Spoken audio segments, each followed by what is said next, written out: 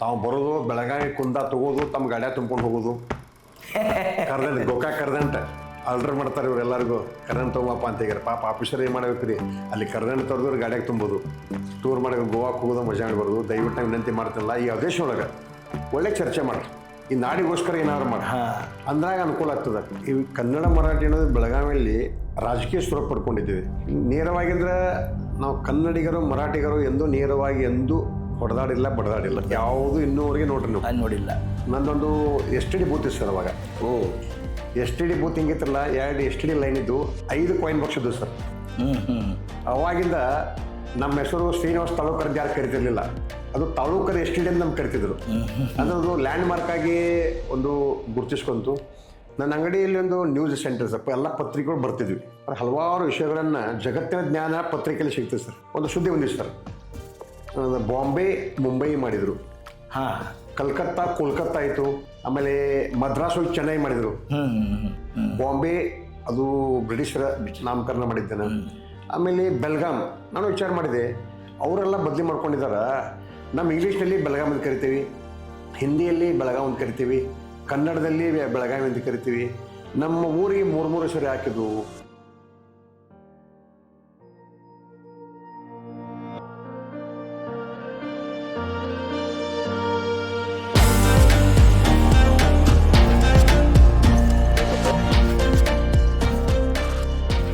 ವಿಶೇಷವಾಗಿ ನನಗೆ ನಿಮ್ಮ ಬಾಕಿ ವಿಷಯಗಳನ್ನು ಕೇಳೋಕ್ಕಿಂತ ಮುಂಚೆ ನನಗೆ ಭಾಳ ಒಂದು ಅಭಿರುಚಿ ಏನಂತಂದ್ರೆ, ಇದು ನನಗೆ ಭಾಳ ಕ್ಯೂರಿಯಾಸಿಟಿನೂ ಇದೆ ರೀ. ನೀವು ಈ ಪಲ್ಸ್ ಪೋಲಿಯೋ ಇದು ಹೆಂಗೆ ನಿಮಗೆ ಇದು ಅಂದರೆ ನಿಮ್ಮ ಸ್ವಂತ ಮಣಿಯನ್ನು ಅಲ್ಲಿ 18 ವರ್ಷಗಳವರೆಗೆ ನೀವು ಅದನ್ನು ಪಲ್ಸ್ ಪೋಲಿಯೋ ಬೂತ್ ಆಗಿ ಕನ್ವರ್ಟ್ ಮಾಡಿದಿರಿ, ಆ ಕೆಲಸಕ್ಕಾಗಿ ನಿಮ್ಮನ್ನು ನೀವು ಸೀಮಿತಗೊಳಿಸ್ಕೊಂಡ್ರಿ, ಅದು ಕೆಲಸದಾಗ ಅಳವಡಿಸ್ಕೊಂಡ್ರಿ. ಇದು ಏನು ವಿಶೇಷ? ಇದು ನನಗೆ ಭಾಳ ಇದು ಇಂಟ್ರೆಸ್ಟ್ ಇದೆ, ಇದ್ರ ಬಗ್ಗೆ ತಮ್ಮದು ಏನು ಅಭಿಪ್ರಾಯ, ಏನು ಹೇಳಲಿಕ್ಕೆ ಇಷ್ಟಪಡ್ತೀರಿ? ಸರಿ, ಏನಂದ್ರೆ ಇದು ಪಲ್ಸ್ ಪೋಲಿಯೋ ಕಾರ್ಯಕ್ರಮ ಇದು ರಾಷ್ಟ್ರೀಯ ಕಾರ್ಯಕ್ರಮ ಇದೆ. ಆಮೇಲೆ ನಾನು ಸ್ವಲ್ಪ ಕಲ್ತ್ಕೊಂಡಿದ್ದರಿಂದ ನಮ್ಮ ವಡಗಾವಿಯಲ್ಲಿ ಎಜುಕೇಷನ್ ಸರ್, ನಾ ಮ್ಯಾಟ್ರಿಕ್ ಮುಗಿಸಿದ ನಂತರ ಇಲ್ಲಿ RPD ಕಾಲೇಜಲ್ಲಿದ್ದೆ, ಡಿಗ್ರಿ ಓದಿದೆ, ಇಂಗ್ಲೀಷ್ನಲ್ಲಿ ಫೇಲ್ ಇದ್ದೀನಿ, ಪಾಸ್ ಆಗಲಿಲ್ಲ. ಈ ರೀತಿ ಮುಗಿಸಿದ ನಂತರ ನಾನು ಒಬ್ಬ ಸ್ವಲ್ಪ ತಿಳಿದುಕೊಂಡಿದ್ದರಿಂದ ಪಲ್ಸ್ ಪೋಲಿಯೋ ಬಗ್ಗೆ ತಾವು ಕೇಳಿದ್ರಿ.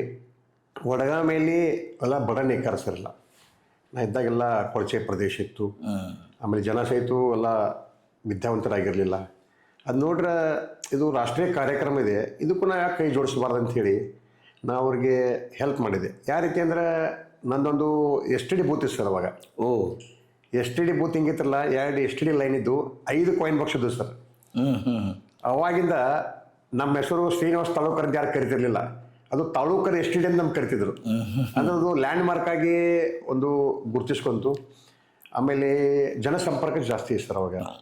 ಆಮೇಲೆ ಆ ಭಾಗದಲ್ಲಿ ಪಲ್ಸ್ ಪೋಲಿಯೋ ಕಾರ್ಯಕ್ರಮ ಮಾಡಲಿಕ್ಕೆ ಸ್ಥಳಾವಕಾಶ ಇಲ್ಲಿ ಇರಲಿಲ್ಲ.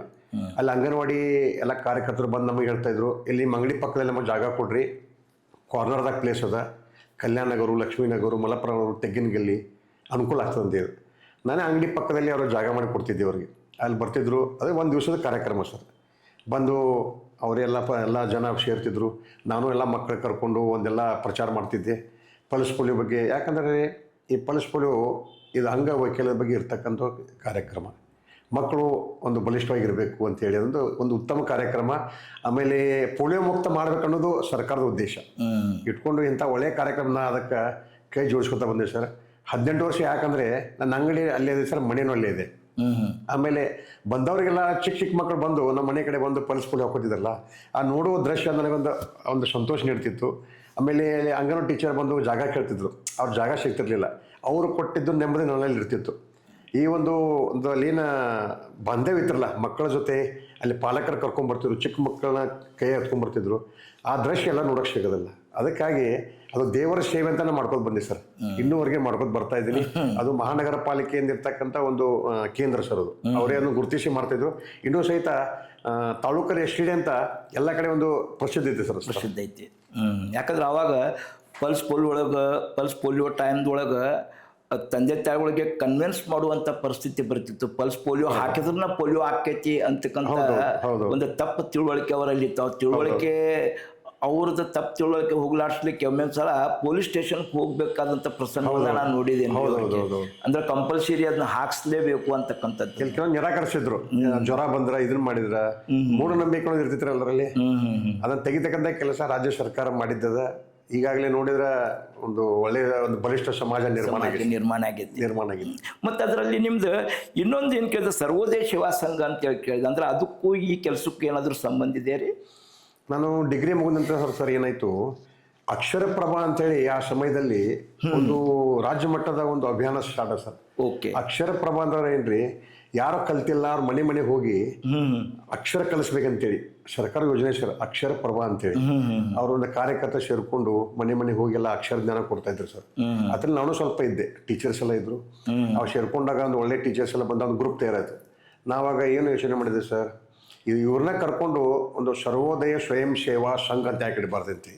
ಸರ್ವೋದಯ ಅಂದ್ರೆ ಅರ್ಥ ಅದರಲ್ಲಿದೆ, ಎಲ್ಲರೂ ಉದಯ ಆಗ್ಬೇಕು, ಎಲ್ಲ ಅಭಿವೃದ್ಧಿ ಕಡೆ ಹೋಗ್ಬೇಕು, ಸೂರ್ಯನ ಕಡೆ ಬೆಳಕಿನ ಕಡೆ ಹೋಗ್ಬೇಕಂತೇಳಿ ಸರ್ವೋದಯ ಹೆಸರನ್ನ ನಾನೇ ಇದು ಮಾಡ್ಕೊಂಡೆ. ಅವಾಗ ಜನರ ಸಹಿತ ಅರ್ಥ ಆಗಿಲ್ಲ, ಬೇರೆ ಜನ ಅದಕ್ಕೆ ಅದನ್ನ ಹೆಸರಿಡ್ರಿ ಇದನ್ನ ಹೆಸರಿಡ್ರಿ ಅಂದ್ರು. ಅದು ಮನುಷ್ಯನ ಹೊಕ್ಕಿತ್ತದು. ಯಾಕಂದ್ರೆ ಸಮಾಜ ಸೇವೆ ಮಾಡ್ಬೇಕಾಗಿದ್ರೆ ಈ ಸರ್ವೋದಯ ಹೆಸರು ಅತ್ಯುತ್ತಮ ಇದೆ ಅಂತೇಳಿ ಇಟ್ಕೊಂಡು ಅವಾಗ ಸಂಘ ಸ್ಥಾಪನೆ ಮಾಡಿದ್ವಿ ಸರ್. 1994 ಇಸ್ವಿಯಲ್ಲಿ 94ರಲ್ಲಿ ಅವಾಗ ಆಗಸ್ಟ್ 15 ಸ್ವಾತಂತ್ರ್ಯ ಸಿಕ್ಕ ದಿವಸ ಉದ್ಘಾಟನೆ ಮಾಡಿದೀವಿ ಸರ್. ಅವಾಗ ಚೆನ್ನಪ್ಪ ಅಮಾಶೆ ಅಂತ ಹೇಳಿ ಅವರು ಸ್ವಾತಂತ್ರ್ಯ ಯೋಧರು ಸರ್. ಅವನ ಕರೆಸಿ ಅಲ್ಲಿ ಉದ್ಘಾಟನೆ ಮಾಡಿ ಆ ಒಂದು ವೃತ್ತಕ್ಕೆ ಕರ್ನಾಟಕ ಜೆಂಡಾ ಚೌಕ್ ಅಂತ ನಾಮಕರಣ ಮಾಡಿದ್ವಿ. ಅವಾಗ ಮುಂಚಿತವಾಗಿ ಸರ್ ಅಲ್ಲಿ ನಿರಂತರವಾಗಿ ಸ್ವಾತಂತ್ರ್ಯ ಕಾರ್ಯಕ್ರಮ ಮಾಡ್ಕೊಂಡು ಬರ್ತಿದ್ರು. ಯಾರು ಸ್ವಾತಂತ್ರ್ಯ ಯೋಧರು, ಇನ್ನೂರು ಧ್ವಜ ಹಾರ್ತಿರ್ಲಿಲ್ಲ. ಅದು ಸ್ಥಾಪನೆ ಮಾಡಿ ಈಗ 31 ವರ್ಷ ಸರ್ ನಾ ಕನ್ನಡ ಸಂಘಟನೆ ಸ್ಥಾಪನೆ ಮಾಡಿ. ಓಕೆ. ನಿರಂತರವಾಗಿ ಆಗಸ್ಟ್ 15 ಜನವರಿ 26 ಸ್ವಾತಂತ್ರ್ಯ ದಿನಾಚರಣೆ ನಾನು ಖುದ್ದಾಗಿ ಮಾಡ್ತೇನೆ ಸರ್.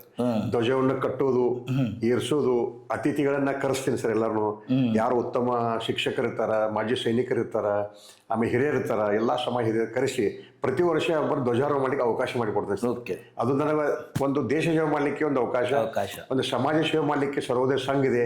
ಇದು ಕಟ್ಕೊಂಡು ನಿರಂತರವಾಗಿ 30 ವರ್ಷಗಳಿಂದ ಒಂದು 62 ಬಾರಿ ನಾ ಧ್ವಜಾರೋಹಣ ಮಾಡಲಿಕ್ಕೆ ಅಲ್ಲಿ ಅವಕಾಶ ಮಾಡಿಕೊಟ್ಟಿದ್ದೇನೆ ಸರ್. ಅದರ ಜೊತೆಯಲ್ಲಿ ನಮ್ಮ ಕನ್ನಡ ರಾಜ್ಯೋತ್ಸವ ನವೆಂಬರ್ 1ನೇ ತಾರೀಕಿನ ದಿವಸ ಅಲ್ಲಿ ಕನ್ನಡ ಬಾವುಟ ಹಾರಿಸಿ ಎಲ್ಲ ಜನರ ಅತಿಥಿಗಳನ್ನು ಕರೆಸಿ ಪೂಜೆ ಸಮಾರಂಭ ಮಾಡ್ತಾ ಇದ್ದೀವಿ ಸರ್. ಓಕೆ. ನಡೀತಾ ಇದೆ ಸರ್ವ ಸಂಘದ ಕೆಲಸ.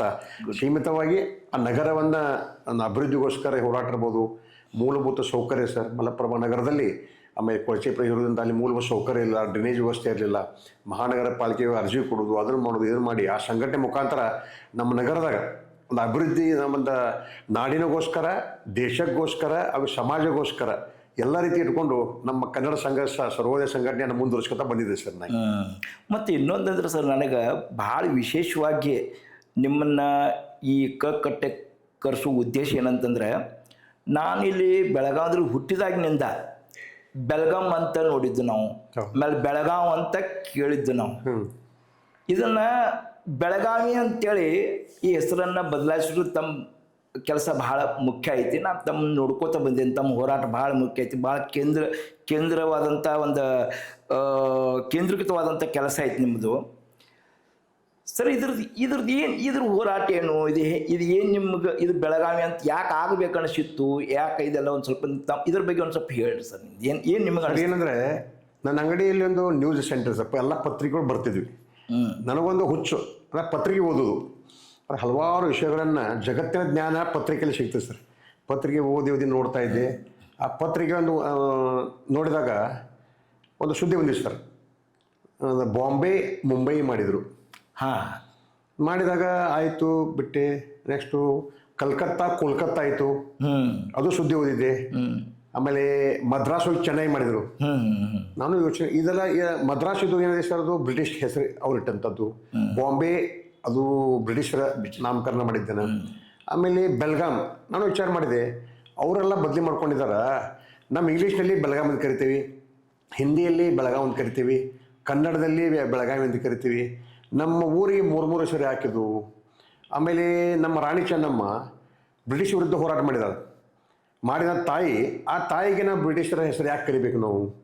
ಅದೇ ರೀತಿ ಅದು ಮಹಾರಾಷ್ಟ್ರ ಜನ ಆಮೇಲೆ ಆಂಧ್ರದವರೆಲ್ಲ ಬದಲಿ ಮಾಡಿದಾಗ ನಾವು ಬೆಳಗಾಂ ಹೆಸರನ್ನು ಬೆಳಗಾವಿ ಮಾಡಿದ್ರೆ, ಇದು ಕನ್ನಡೀಕರಣ ಮಾಡಿದ್ರೆ ಕನ್ನಡಿಗರದ್ದು ಹೆಮ್ಮೆ ವಿಷಯದ ಒಂದೇದ್ದು.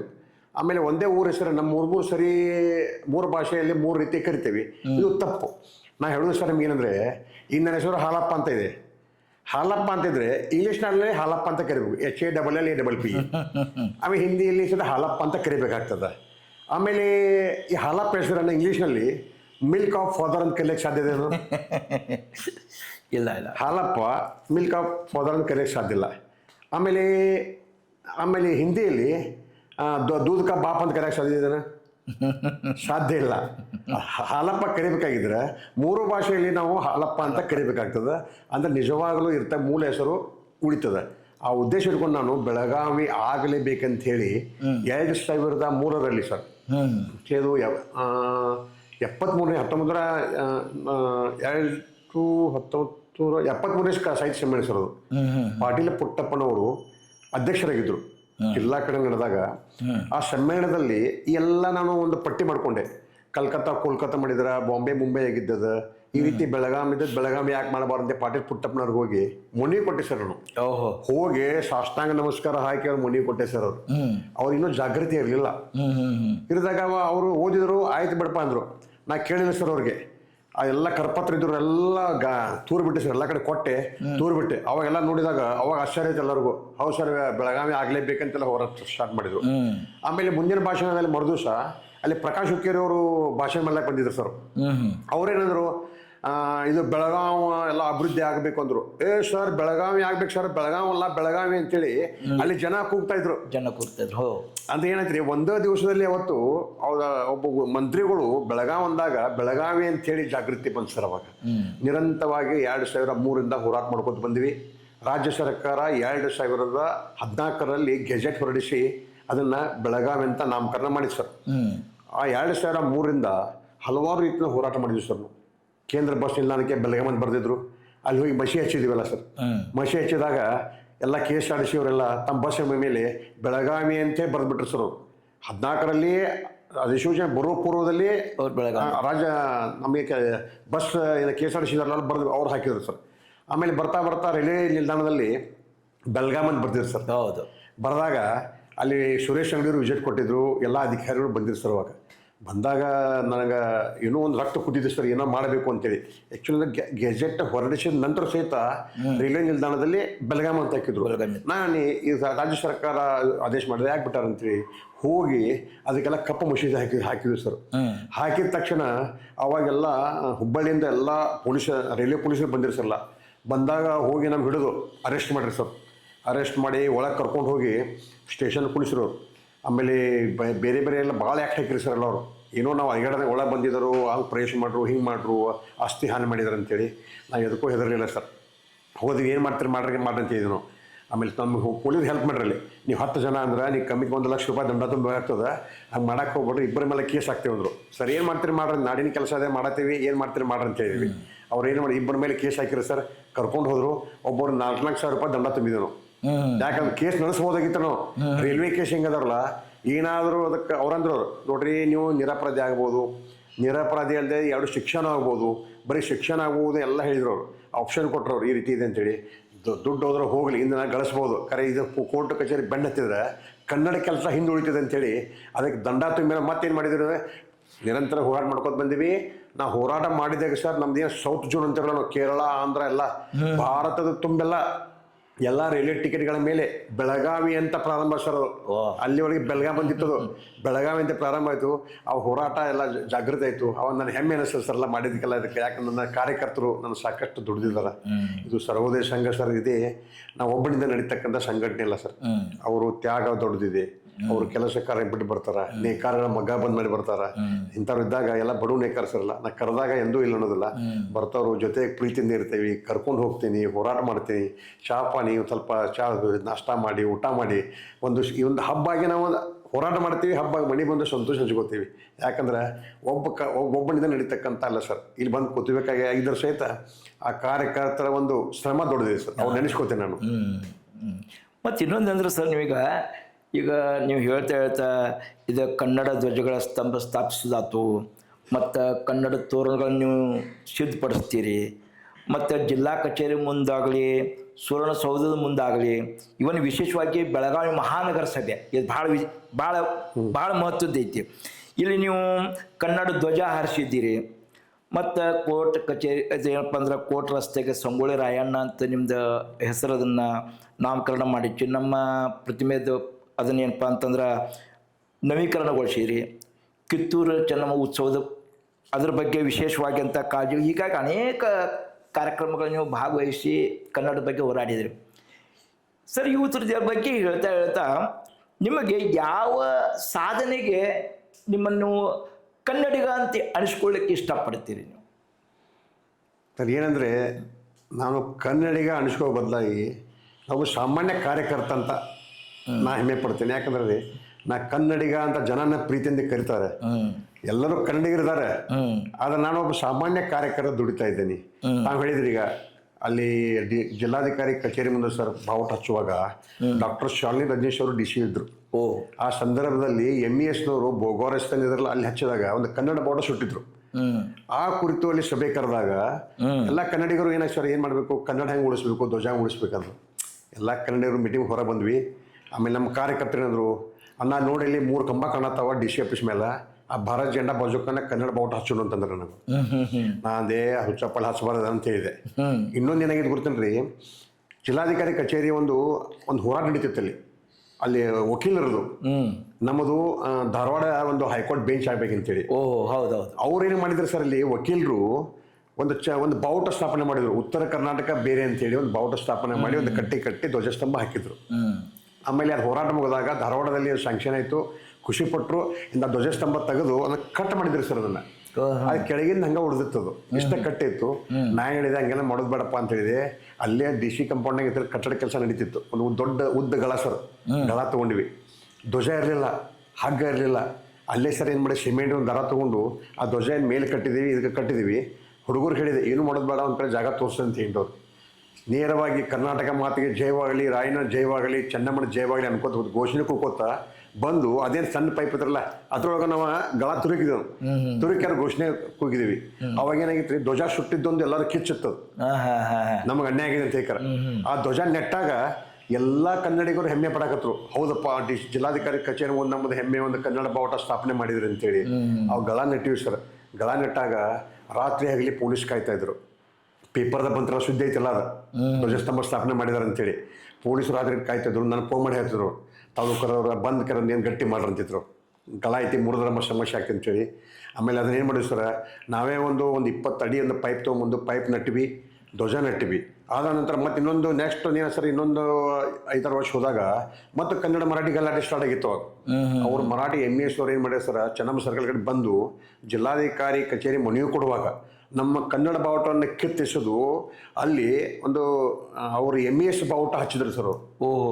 ನಮ್ಮ ಬಾವುಟ ತೆಗೆದ್ರು, ಅವ್ರು ಹಚ್ಚಿದ್ರು, ನೆಟ್ರು. ಅವಾಗೆಲ್ಲ ಬೆಂಡ್ ಎಗಿಸಿರಲ್ಲ, ಅದು ಹೋರಾಟ ಆಯಿತು, ಲಾಠಿ ಚಾರ್ಜ್ ಮಾಡ್ರು. ಅದೆಲ್ಲ ಹಿಂಗೆ ಬಂದಾಗ ಮತ್ತೆ ನನ್ನ ಪೊಲೀಸರು ಹೇಳಿದ್ರು, ಅದೇನು ಗಟ್ಟಿಮುಟ್ಟ ಮಾಡ್ರಿ ತಾಲೂಕರ ಹೆಂಗಾಯ್ತದ. ಮತ್ತೆ ಏನು ಮಾಡಿದ್ವಿ ಸರ್, ನಮ್ಮದು 2003ರಲ್ಲಿ ಏನು ವಿಶ್ವ ಕನ್ನಡ ಸಮ್ಮೇಳನ ನಡೀತಿರ್ತಾರೆ. ಸಮ್ಮೇಳನ ಸಮಯದಲ್ಲಿ ಒಂದು 30 ಅಡಿದ ತಾವು ನೋಡಿರ್ಬೋದು. ಈಗ ಆ ಬಾವುಟ ತಂದು ಮತ್ತೆ ಅದನ್ನ ಹಡ್ಡಿ ಅದನ್ನೆಲ್ಲ ಕಾಂಕ್ರೀಟ್ ಹಾಕಿ ದೊಡ್ಡ ಬಾವುಟ ಹಾರಿಸಿದ್ರು ಸರ್. ಇದು ಹೋರಾಟ. ಯಾಕೆ ಭಾಳ ಜನ ಗೊತ್ತಿಲ್ಲ ಇದು ಯಾವ ರೀತಿ ಕುಂತೈತೆ ಅನ್ನೋದು. ಅದ್ರ ಸಲುವಾಗಿ ನಮ್ಮ ಕನ್ನಡಿಗರ ನಮ್ಮ ಕಾರ್ಯಕರ್ತ ಶ್ರಮ ದೊಡ್ಡದಿದೆ. ಅದರ ನಂತರ ಏನು ಮಾಡಿದ್ವಿ ಸರ್, ತಾವು ಹೇಳಿದಂಗೆ ಸುವರ್ಣಸೌಧ ಮುಂದೆ ಅಲ್ಲೂ ಹಂಗಾಗಿ ಸರ್ ಏನು ಮಾಡಿದ್ವಿ, ಧ್ವಜದ ನಮಗೆ ಉದ್ದೇಶನ ಅಲ್ಲಿ ಕಬ್ಬನ್ನ ಹಚ್ಚೋ ಬದ್ಲಿ ಸರ್ಕಾರಿ ಕಚೇರಿ ಮುಂದೆ ಕನ್ನಡ ಬಾವುಟ ಇದ್ರೆ ಅದಕ್ಕೊಂದು ಮರ್ಯಾದೆ ಇರ್ತದೆ, ಒಂದು ಗೌರವ ಇರ್ತದೆ, ನಮ್ಮ ಹೆಮ್ಮೆ ಇರ್ತದೆ ಅಂತೇಳಿ ಸುವರ್ಣಸೌಧ ಕಟ್ಟಿದ್ದಾರೆ. ಒಂದು ಕಲ್ಲಿನ ಕಟ್ಟಡದ ನಿರ್ಜೀವ ಆಗಿದ್ದದ, ಅದ್ರ ಜೀವ ತುಂಬಬೇಕಾಗಿದ್ರ ಕನ್ನಡಿಗರ ಶಕ್ತಿ ನೋಡ್ಬೇಕಾಗಿದ್ದ ಕನ್ನಡ ಬಾವುಟ ಅವಶ್ಯ ಇದೆ ಅಂತೇಳಿ ಸರ್ 3 ವರ್ಷ ಕಾದ್ವಿ. ಅಲ್ಲಿ ವಾಸ್ತುಸ್ಥಿತಿ ಏನಿತ್ತಂದ್ರೆ ಅಲ್ಲಿ ಒಂದು ಲೈಟ್ ಕಂಬ ಕಟ್ ಮಾಡಿ ಅಲ್ಲೇ ಪೈಪ್ ಉಳಿಸಿದ್ರು ಅವರು. ಅದನ್ನ 3 ವರ್ಷ ಕಾಯ್ತಾ ಇದ್ದೇನೆ, ಯಾವಾಗ ಹಚ್ಚುನು ಅಂತೇಳಿ. ಅವಾಗ ಸರ್ ಏನ್ ಮಾಡಿದೆ ಅಂದ್ರೆ ಹೊಸ ವರ್ಷದ ದಿವಸ ಧ್ವಜಸ್ತಂಭ ಕಟ್ಟಿಗೆ ಸ್ಥಾಪನೆ ಒಂದು ಗಳ ತಗೊಂಡಿವಿ. ಆಮೇಲೆ ಸುವರ್ಣಸೌಧ ಒಳಗೆ ಹಚ್ಚಿ ಅಂತ ಅವ್ರು ಹೇಳಿದೀವಿ. ಅವ್ರು ಒಳಗೆ ಹಚ್ಚಕ್ಕೆ ಕೊಡೋದು ನಮ್ಗೆ ಗೊತ್ತಿತ್ತು. ಅದು ಏನು ಮಾಡಿದ್ವಿ, ಮತ್ತೆ ವಾಪಸ್ ಬರುವಾಗ ಹೋದ್ರಂತ ತಿಳ್ಕೊಂಡ್ರವ್ರೆ. ಮತ್ತೆ ತಂದ ಹೊರಗೆ ನಾವು ಇದು ಹೋಲ್ ನೋಡಿದ್ರಲ್ಲ ಪೈಪ್, ಅದನ್ನ ನೆಟ್ಟಕ್ಕೆ ಘೋಷಣೆ ಕೂಗಿದ್ದೀವಿ. ಕೂಗೋದಕ್ಕಂದ್ರೆ ಇನ್ಸ್ಪೆಕ್ಟರ್ ಬಂದ್ರಲ್ಲ, ಹಚ್ಚಿದ್ದೀವಿ. ಹಚ್ಚಿದ ಸರ್ ಏನು ಮಾಡ್ರಿ, 2 ದಿವಸದಾಗ ಅದನ್ನು ಪೊಲೀಸರು ತೆರವುಗೊಳಿಸಿರೋದು ಹೋಯ್ತು. ನಾವು ಗಪ್ ಕುಂಡ್ರಲ್ಲ ಸರ್. ಆಗ ನೋಡ್ತೀವಿ, ನಾವು ಯಾಕೋ ಆಘಾತ ಆಗ್ತಾರೆ, ಧ್ವಜನ ಕಾಣಲಿಲ್ಲ. ಒಂದು ಕಿಲೋಮೀಟರ್ ಹಲಗಾಂದ ಕಾಣ್ತಿದ್ರು. ಅದು ನಮ್ಮ ದೋಸ್ತರಿಗೆ ಹೇಳಿದೆ, ಸಿದ್ದಪ್ಪ ಅಂತೇಳಿ, ಮತ್ತೆ ಏನು ಮಾಡೋದು ಕೇಳಿ, ಏನು ಬೇಡ ಬಾವಿಯಲ್ಲಿ ಪೊಲೀಸ್ ಹೋಗೋನು ಕಂಪ್ಲೇಂಟ್ ಕೊಡೋಣ ಅಂತೇಳಿ. ಅಲ್ಲಿ ಏನು ಕಂಪ್ಲೇಂಟ್ ಕೊಟ್ಟೋದ್ರ, ನಾವು ಹಚ್ಚಿದ ಧ್ವಜ ಕಟ್ಟಿಗೆ ಸಹಿತ ಒಂದು 10 ಅಡಿಯ ಬಾವುಟ ಯಾರು ಕಿಡಿಗೇಡಿಗಳು ಕಳುವು ಮಾಡ್ಕೊಂಡು ಹೋಗಿದ್ದಾರೆ ಅಂತ ಒಂದು ಕಂಪ್ಲೇಂಟ್ ಕೊಟ್ರಿ. ಕಂಪ್ಲೇಂಟ್ ಕೊಟ್ಟರೆ ಎಲ್ಲ ಟಿವಿಯಲ್ಲೂ ಬಂತು. ಸುವರ್ಣಸೌಧದ ಮುಂದೆ ಹಚ್ಚಿದ ಕನ್ನಡ ಬಾವುಟ ಕಳುವು. ಅದು ಬಂದ ನಂತರ ಹಾಗೆ ಜೋರು ವೈರಲ್ ಸ್ಟಾರ್ಟ್ ಆಗ ಮತ್ತೆ ನಾ ಬಿಡಲಿಲ್ಲ ಅದನ್ನು. ಮತ್ತೇನು ಮಾಡಿದ್ರಿ, ಒಂದು 4 ದಿವಸ ತಡೆದ್ವಿ. ದೊಡ್ಡದೊಂದು ಪೈಪ್, ಗೆಲ್ವನ ಪೈಪ್ ತಂದು, ಸಿಮೆಂಟ್ ತಂದು, ಕಾಂಕ್ರೀಟ್ ಮತ್ತೆ ನೆಟ್ಟರು. ನಮ್ಮ ಕೊಡಬಾರ್ದು ಅವ್ರ ಉದ್ದೇಶ ಸರ್ಕಾರದ. ಮತ್ತೆ ನೆಟ್ಟಿವಿ. ನೆಡೋದಕ್ಕಂದ್ರೆ ಇನ್ಸ್ಪೆಕ್ಟರ್ ಬಂದ ತಕ್ಷಣ ನಮ್ಮೆಲ್ಲ ಜಿಗ್ಗಾಡಿರಲ್ಲ. ನಾವೇನು ಮಾಡಿದ್ವಿ, ನಮ್ಮ ದೋಸ್ತರೆಲ್ಲ ಏನು ಮಾಡಿದ್ರು ಗೊತ್ತಂದ್ರೆ, ನಾವು ಅಲ್ಲಿ ಜನಗಣಮನ ಸ್ಟಾರ್ಟ್ ಮಾಡಿಬಿಟ್ವಿ. ಜನಗಣಮನ ಮತ್ತು ರಾಷ್ಟ್ರೀಯ ಇದನ್ನ ನಾಡಗೀತೆ ಮಾಡಿದಾಗ ಪೊಲೀಸರು ಗಪ್ಪ ನಿಂತ್ಬಿಟ್ರು. ಸಿಮೆಂಟ್ ಹಾಕಿದ್ದೀವಿ, ಎಲ್ಲ ತೊಗೊಂಡಿದ್ರು. ಡಿ ಸಿ ಕಡೆ ನಮ್ಗೆ ಕರ್ಕೊಂಡ್ರು ಇನ್ಸ್ಪೆಕ್ಟರ್. ಡಿ ಸಿ ಅವ್ರು ಹೇಳಿದ್ರು, ನೋಡಪ್ಪ ನಾಳೆ ಅಧಿವೇಶನ ಸ್ಟಾರ್ಟ್ ಅದ, ಹೋಗಿ ಜೆಂಡಾ ಕಾಯೋಗಂತ ಅವ್ನು ಬೇದ್ ಕೈಸಿದ್ರು. ಏನಾಗ್ತದೆ, ಪೊಲೀಸರು ತಮ್ಮ ಎಡೋಡ್ ತಾವು ಮಾಡ್ಕೋತಾರ, ಹಚ್ಚಾಕ್ ಕೊಡಬೇಕು, ಅದನ್ನ ನೋಡೋರು ಬೇರೆ ಇರ್ತಾರ. ಅಲ್ಲಿ ಏನಾಯ್ತು ಸರ್, ಇವತ್ತು ಏನಾಗಿದೆ ನಮ್ಗೆ, ಪೊಲೀಸರು ಈಗ ಅವ್ರ ಕಾಯ್ತಾ ಇದಾರೆ. ಒಂದು ಗೌರವ ಇದೆ ನಮಗೆ. ಕನ್ನಡ ಅವ್ರು ಹೋದ ತಕ್ಷಣ ಅಂತಾರೆ ನಮ್ಮ ಬಾವುಟ ಅಂತ ಹೇಳ್ತಾರೆ, ಹೆಮ್ಮೆ ಅಂತ ಹೇಳ್ತಾರೆ ಅವ್ರು. ಹಚ್ಚುವಾಗ ಒಂದು ಹೋರಾಟ ಬೇರೆ ಇರ್ತದೆ. ಪೊಲೀಸರು ನಮ್ಮನ್ನು ಬಡಿತಾರ, ಹೊಡಿತಾರ, ಜಗ್ಗಾಡ್ತಾರ, ಕೇಸ್ ಹಾಕ್ತಾರ ಬೇರೆ, ನಾವು ಅವ್ರು ಬೈತೀವಿ ಬೇರೆ. ಇವತ್ತೇನಾಗೈತೆ ಅಂದ್ರೆ ರೀ, ಅವ್ರ ಕಾಯ್ತಾರಪ್ಪ ಅಂದ್ರೆ ಕಾಯೋ ಉದ್ದೇಶ ಏನದ, ಅವ್ರು ನಮ್ಮ ಬಾವುಟ ಅಂತ ಕಾಯ್ತಾರೆ. ನಾವು ಹಚ್ಚಿ ಮನೆ ಆಗದೀವಿ, ಅದನ್ನ ರಕ್ಷಣೆ ಕೊಡ್ತಾ ಇದ್ದಾರೆ. ಆಮೇಲೆ ಏನಾದರೂ ಅದನ್ನು ಫೋನ್ ಮಾಡ್ತಾರೆ, ತಾಲೂಕರ್ ಬರ್ರಿ ನಾಳೆ ಅಧಿವೇಶನದ ಬಾವುಟ ಸ್ಟಾರ್ಟ್ ಇದನ್ನ ಬದಲಿ ಮಾಡಂತಾರೆ, ಅದು ಸ್ಟಾರ್ಟ್ ಬದಲಿ ಮಾಡಂತ ಹೇಳ್ತಾರೆ. ಈ ರೀತಿ ಇವತ್ತೇನಾಗಿದೆ, ಹೆಮ್ಮೆ ವಿಷಯವಾಗಿ ಬಾವುಟ ಹಾರ್ತಾ ಇದೆ. ಅದೇ ರೀತಿ ಹೊರ ಮಹಾನಗರ ಪಾಲಿಕೆ ಇಟ್ಕೊಂಡಿವಿ. ಹೋಗುವಾಗ ಸರ್ ಮಹಾನಗರ ಪಾಲಿಕೆ ಮುಂದೆ ನಮ್ಮ ಕಾರ್ಯಕರ್ತರು ಯಾರೂ ಹೇಳಿರ್ಕಿಲ್ಲ ಸರ್, ಧ್ವಜ ಹಾಸ್ತೀವಿ ಅಂತೇಳಿ. ನಾನು ಬಂದ್ವಿ, ಪೈಪ್ ತೊಗೊಂಬಂದ್ವಿ, ಎಲ್ಲ ಅದನ್ನು ಬಣ್ಣ ಹಚ್ಚಿದ್ದೀವಿ. ಅದು ಮತ್ತೆ ರಾತ್ರಿ ಎಲ್ಲ ಕಟ್ಟಿಟ್ಟು ಸರ್, ಒಂದು ಬಟ್ಟೆ ಕಟ್ಟಿದ್ವಿ, ಅದು ಹಳದಿ ಕಂಬ ಕಾಣಬಾರ್ದು ಅಂತೇಳಿ ಧ್ವಜ ಕಟ್ಟಿ ಅದನ್ನು ಮುಚ್ಚಿದ್ವಿ. ಆಮೇಲೆ ನಮ್ಮ ಹುಡುಗರೆಲ್ಲ ಹೇಳಿದೆ, ಬಸ್ ಸ್ಟ್ಯಾಂಡ್ದಿಂದ ಜೆಂಡಾ ಸುದ್ದು ಬಾಪ ಅಂತ ಹೇಳಿದ್ವಿ. ಹುಡುಗರೆಲ್ಲ ಬಂದರು. ಆಮೇಲೆ ಕಾಂಕ್ರೀಟ್ ಕಲಿಸ್ಕೊಂಡಿವಲ್ಲ ಅಲ್ಲಿ. ಆಮೇಲೆ ಮಿನಿ ಡೋರ್ ಗಾಡಿ ಇತ್ತು, ಅವಂಗೇನು ಹೇಳಿದ್ವಿ, ನೋಡಪ್ಪ ಮತ್ತು ಅವಂಗ ನಾವು ಸುಳ್ಳು ಹೇಳ್ಬಾರ್ದು ನೋಡ್ರಿ. ಅವ್ನು ಒಂದಾಡೆ ಕಾರ್ಪೊರೇಷನ್ ಅಂದ್ರೆ ನಾವು ಬರೋದಿಲ್ಲ. ಅವ್ನು ನೋಡಪ್ಪ ಮಹಾನಗರ ಪಾಲಿಕೆ ಧ್ವಜ ಹಚ್ಚೋದ, ದಯವಿಟ್ಟು ನೀವು ಹೆಲ್ಪ್ ಬೇಕಂತ ಹೇಳಿದರು. ಅಣ್ಣ ಬರ್ರಿ ಮತ್ತು ಸುವರ್ಣಸೌಧ ಹಚ್ಚಿದ್ರಿ ನೀವು, ಇದು ನಂದೇನೋ ಸಹಾಯ ಆಗ್ತದೆ, ನಾನು ಗಾಡಿಯಲ್ಲಿ ಹೊಡಿತೀನಿ ಅಂತಂದ್ರು. ಯಾರಿಗೂ ಹೇಳ್ಬೇಡ ಅಂತೇನು. ನಮ್ಮ ಕಾರ್ಯಕರ್ತರಿಗೆ ನಾ ಯಾರೂ ಹೇಳಿಕ್ಕಿಲ್ಲ ಎಲ್ಲಿ ಹಚ್ತೀನಿ ಅಂತೇಳಿ. ನಾ ಹೇಳಿದ್ದು ಬಸ್ ಸ್ಟ್ಯಾಂಡ್ ಹಾಕೊಂಡು ಸಿಮೆಂಟು ಕಾಂಕ್ರೀಟ್ ಹಾಕೊಂಡು ಎಲ್ಲ ಹೊದಿಸ್ರು. ಶೆಲ್ಲೆ ಹೇಳಿದ್ರೆ ಹಾಕೋಬೇಡ ಅಂತ ಹೇಳಿದ್ರು ಎಲ್ಲರಿಗೂ. ಗುರ್ತಾಗಬಾರ್ದು, ಪೊಲೀಸರು ಯಾರು ಗುರ್ತಾಗಬಾರ್ದು ಅಂತೇಳಿ. Bus stand ದಾರಿತು. ಹುಡುಗರ್ಲೇ ಅನ್ನ ನಿಂದ್ರೆ ಅನ್ನಕತ್ತಾರೆ, ಬಸ್ ಸ್ಟ್ಯಾಂಡ್ ದಾರಿತ ಅನ್ನಕತ್ತಾರೆ. ಈಗ ಸುತ್ತಾಕೊಂಡು ಬರೋಣಪ್ಪ ಅಂತ ಏನವ್ರಿಗೆ. ಆಮೇಲೆ ಬಂದ ತಕ್ಷಣ ರಾಯಣ್ಣ ಸರ್ಕಲ್ ಬಂತು. ಅದು ದಾಟಿದ್ರೆ ಅನ್ನಕತ್ತಾರೆ. ಮುಂದೆ ಏನೋ ಸ್ವಲ್ಪ ಮುಂದೆ ಹೋಗೋಣ ಬಾಪ ಅಂತೇಳಿ. ಬಂದು ಏನು ಮಾಡಿದ್ರಿ, ಎಲ್ಲ ಕಡೆ ನಾವು ಪತ್ರಕರ್ತರಿಗೆ ಟಿ ವಿ ಮಾಧ್ಯಮದಾಗ ಹೇಳಿಟ್ಟಿದ್ದೆ, ನಾವು ಬರ್ತಾ ಇದ್ದೇವೆ, ನಮ್ಮ ಸಹಾಯ ಮಾಡಿರಿ ಅಂತ ಹೇಳಿ. ಅವರು ಎಲ್ಲ ಕ್ಯಾಮ್ರಾ ತಯಾರಿ ಇಟ್ಟಿದ್ರು. ಕಟ್ಟಿ ಎಲ್ಲ ಧ್ವಜ ಏನು ಮಾಡಿದ್ರು ರೀ, ಯಾರ್ಯಾರು ಬಿಚ್ಚಬೇಕು ಅಂತೇಳಿ ಎಲ್ಲ ಕಟ್ಟಿದವ್ರ ಬಿಚ್ಚಬೇಕು. ಅಂದ್ರೆ ಬೇಗ ಆಗ್ತಿದ್ರಲ್ಲ, ಕಾಂಕ್ರೀಟ್ ಹೊರವ್ರನ್ನ 3 ಜನ ನೇಮಿಸಿದ್ದೀವಿ, ಅವ್ರು ಹೊತ್ಕೊಂಡ್ಬರ್ಬೇಕು. ಅಲ್ಲಿ ನಮ್ಗೆ ಗೊಂದಲ ಆಗ್ಬಾರ್ದು, ಟೈಮ್ ಮುಕ್ಕಿರ್ತದ. ಎಲ್ಲ ಬಿಚ್ಚಿ ಬರ ಮಾಡಿದ್ದೀವಿ. ಹರ ಹರ ಮಹಾದೇವ್, ಕರಾಣಿ ಚೆನ್ನಮ್ಮನಿ ಜೈವಾಗಲಿ, ಕರ್ನಾಟಕ ಜೈವಾಗಲಿ ಅಂತೇಳಿ ಬಾವುಟ ತೊಗೊಂಬಂದ್ವಿ. ತೊಗೊಂಬಂದು ಹಿಂಗೆ ನಿಂದ್ರಿಸ್ಕೊಳ್ದ್ರಿ, ಪೊಲೀಸ್ ಗಾಡಿ ಬಂದ್ಬಿಡ್ತು. ಬಂದ್ಬಿಡ್ತೀವಿ ಮಾಡಲ್ಲ. ಅವ್ರು ನಮ್ಮ ಜಗ್ಗಾಡಿ ಇದನ್ನು ಮಾಡಿ ಎಲ್ಲ ಚಾಲು ಮಾಡಿದ್ರು. ನಮ್ಮ ಅನ್ಕಲೆಲ್ಲ ಹೊಡಿತು, ಬಟ್ಟೆ ಎಲ್ಲ ಹರಿದು ರೀ ಮಾಡ್ರಿ. ನಾವೇನು ಮಾಡಿದ್ರಿ, ಇದನ್ನೇನು ನಮ್ಮ ರಕ್ಷಣೆ ಕೊಡ್ತಕ್ಕಂಥ ನಮ್ಮ ಶಲ್ಯದ್ರಲ್ಲ ಕನ್ನಡ ಬಾವುಟ, ಇದನ್ನೇ ಕಟ್ಕೊಂಡು ಕಂಬ ಕಟ್ಕೊಂಡು ಹೋರಾಟ ಮಾಡಿದ್ವಿ. ಆವಾಗ ಜಗ್ಗಾಡಕ್ಕೆ ಬಂದರು. ಅಷ್ಟೊತ್ತಿನ ನಮ್ಮಲ್ಲಿ ಒಬ್ಬ ಕಾರ್ಯಕರ್ತ ನನ್ನ ತಲೆಯಲ್ಲಿ ಇರಲಿಲ್ಲ. ಅವ್ನು ನಿಂತ್ಕೊಂಡು ಅವ್ನು ಜನಗಣಮನ ಸ್ಟಾರ್ಟ್ ಮಾಡಿಬಿಟ್ರು ಅಲ್ಲಿ. ಮತ್ತು ಪೊಲೀಸರೆಲ್ಲ ಅಟೆನ್ಷನ್ ನಿಂತುಬಿಟ್ರು. ಅಲ್ಲಿವ್ರಿಗೆ ಏನಾಗ್ತದೆ, ಧ್ವಜ ನಿಂತು ಬಿಡ್ತದೆ. ಕೆಳ ಆ್ಯಂಗಲ್ ಮಾಡಿಸಿದ್ದೀವಿ, ನಿಂತು ಹತ್ತೋಡಿ ಎಲ್ಲ ಕಸ್ಕೊಂಡ್ಬಿಟ್ರವ್ರ. ಆಮೇಲೆ ನಾಡಗೀತೆ ಸ್ಟಾರ್ಟ್ ಮಾಡಿದ್ವಿ. ಅವರ ವಾದ ವಿವಾದ ಎಲ್ಲ ನಡೀತು. ಆದರೆ ಇವತ್ತು ಮಾಡಿದಂಥ ಕಾರ್ಯ ನನ್ನ ಸಾಧನೆ ನಂದಲ್ಲ ಸರ್, ಕಾರ್ಯಕರ್ತದ. ಇನ್ನೂ ನೆನೆಸ್ತೀನಿ, ಏನೋ ಮಾಡಿದ ಸಾಧನೆ ಬಾವುಟ ಹಾರ್ತಾ ಇದೆ, ಅದು ಬಾವುಟ ನಂದಲ್ಲ ಸರ್. ನಾನು ಕರ್ತವ್ಯ ಮಾಡಿದ್ದೀನಿ ಅಷ್ಟೇ. ಅಲ್ಲಿ ಅದು ನಾಡಿನ ಬಾವುಟ ಅದ, ನಾಡಿನ ಬಾವುಟ ಅದ, ವೈಯಕ್ತಿಕವಾಗಿ ನಂದಲ್ಲ ಸರ್. ಅದು ಜನರ ಹೆಮ್ಮೆ ಪಡ್ತಕ್ಕಂಥ ಕೆಲಸ ಸರ್. ಹೋಗುವಾಗ ಇನ್ನೊಂದು ವಿಷಯ ಹೇಳ್ತೇನೆ ನಿಮ್ಗೆ. ಮನೆಯಿಂದ ಬರುವಾಗ ನಮ್ಮ ಕಸ್ತೂರಿ ಅವರು 16 ವರ್ಷಗಳಿಂದ ಕಾಲಾಗ ಚಪ್ಪಲ್ ಹಾಕೊಂಡಿರ್ಕಿಲ್ಲ ಸರ್. ಅವರು ಮಹಾನಗರ ಪಾಲಿಕೆ ಮುಂದೆ ಕನ್ನಡ ಬಾವುಟ ಹಾರಾಡುವವರೆಗೆ ನಾವು ಚಪ್ಪಲಿ ತೊಡೋದಿಲ್ಲ ಅಂತ ಹೇಳಿ ಹಂಗೆ ಅಡ್ಡಾಡ್ತಿಳ್ರಿ. ಕಸ್ತೂರಿ ಬಾವಿ ಅಂತೇಳಿ, ಬಾವಿ ಅವು ತಾಯಿ ಕಸ್ತೂರಿ ಭಾವೆ. ಅಡ್ಡ ಹೆಸರು ಬಾವಿ, ಕಸ್ತೂರಿ ಹೆಸರು.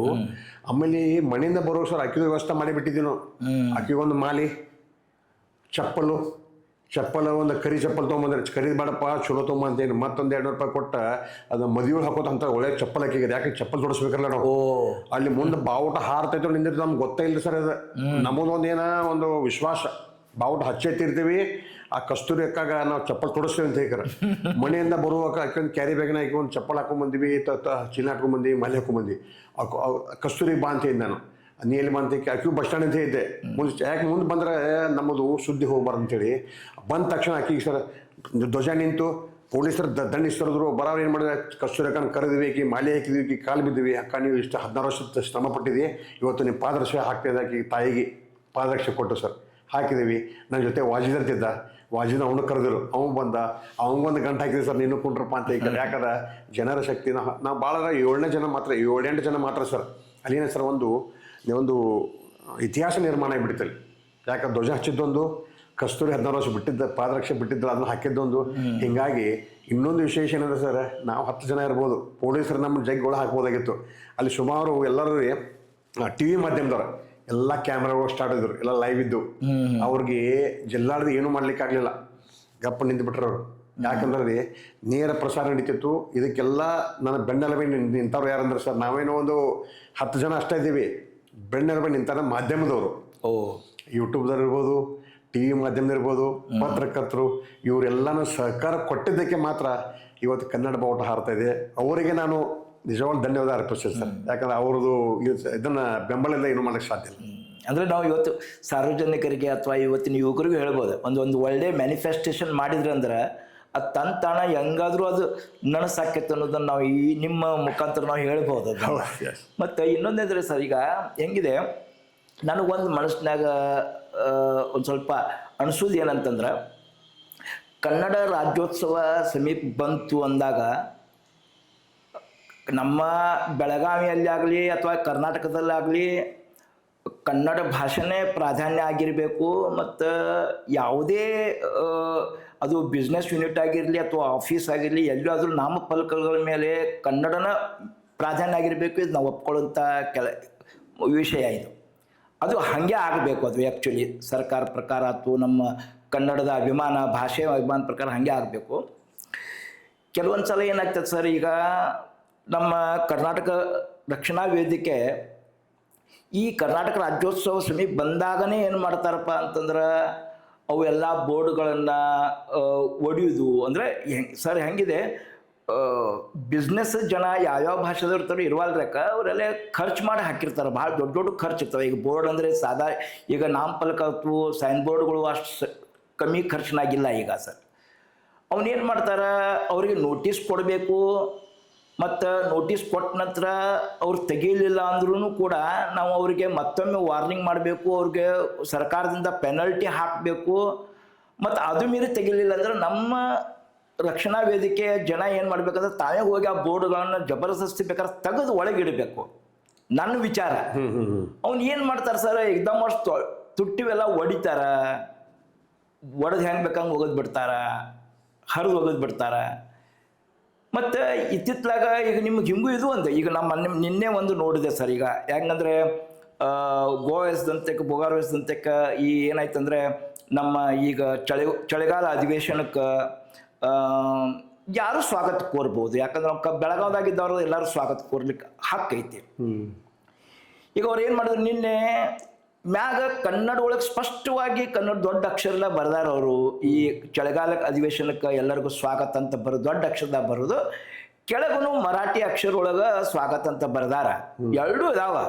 ಆದ್ರೆ ಅವನೂ ಬೋರ್ಡ್ ಕಿತ್ತೋಗಿದ್ರು. ಇದೆಲ್ಲೋ ಒಂದು ಸ್ವಲ್ಪ ನಮ್ಮ ಬೆಳಗಾವಿ ಒಳಗೆ ಈ ಭಾಷೆ ನಡುವ ಏನಪ್ಪ ಅಂದ್ರೆ ಭಿನ್ನಾಭಿಪ್ರಾಯ ತರೋದು ಮತ್ತು ಭಾಷಿಕರ ನಡುವೆ ಭಿನ್ನಾಭಿಪ್ರಾಯ ತರೋದು ಆಗ್ತೈತಿ ಅಂತ ನನ್ನ ಅನಿಸಿಕೆ. ಇದಕ್ಕೆ ನೀವೇನು ಅಂತಿರ್ತಾರೆ, ಈ ಹೋರಾಟ ಹೆಂಗೆ ಮಾಡಿಸ್ಬೋದು, ನಾವು ಏನು ಮಾಡ್ಬೋದು? ಯಾಕಂದ್ರೆ ನಾನು ನಿನ್ನೆ ನಿಮ್ಗೆ ಇವತ್ತು ಬೆಳಗ್ಗೆ ನೀವು ಒಂದು ಮೆಸೇಜ್ ಕಳಿಸಿದ್ರಿ. ನಿನ್ನೆ ನೀವು ಬಸ್ ಸ್ಟ್ಯಾಂಡಲ್ಲಿ ಅಲ್ಲಿ ಹೋಗಿ ಸ್ವೀಟ್ ಮಾಡಿದವ್ರಿಗೆಲ್ಲ ಭೇಟಿಯಾಗಿ ತಮ್ಮ ಪ್ರೀತಿಯಿಂದ ಅವ್ರಿಗೆ ಹೇಳಿ ಅವ್ರ ಕಡೆ ಸ್ವೀಟ್ ತೊಗೊಂಡು ಆಮೇಲೆ ನಿಮ್ಮ ಪರಿಚಯ ಸಂಕ್ಷಿಪ್ತವಾಗಿ ಹೇಳಿ ಇವತ್ತನ್ನು ಕೂಡ ಅದು ಪರಿವರ್ತನೆ ಆಗಿ ಎಲ್ಲ ಕನ್ನಡ ಬೋರ್ಡ್ಗಳು ಹಚ್ಚೋದು ಈ ರೀತಿಯಾಗಿ ನಾವು ಮಾಡ್ಬೋದಾಗಿತ್ತಲ್ಲ ಅಂತ ನನ್ನ ಅನಿಸಿಕೆ ಸರ್. ನೀವೇನು ಅಂತೀರಿ ಸರ್ ಇದಕ್ಕೆ? ಶ್ರೇಣಿದೆ, ಈ ಕನ್ನಡ ಮರಾಠಿ ಅನ್ನೋದು ಬೆಳಗಾವಿಯಲ್ಲಿ ರಾಜಕೀಯ ಸ್ವರೂಪ ಪಡ್ಕೊಂಡಿದ್ದೀವಿ.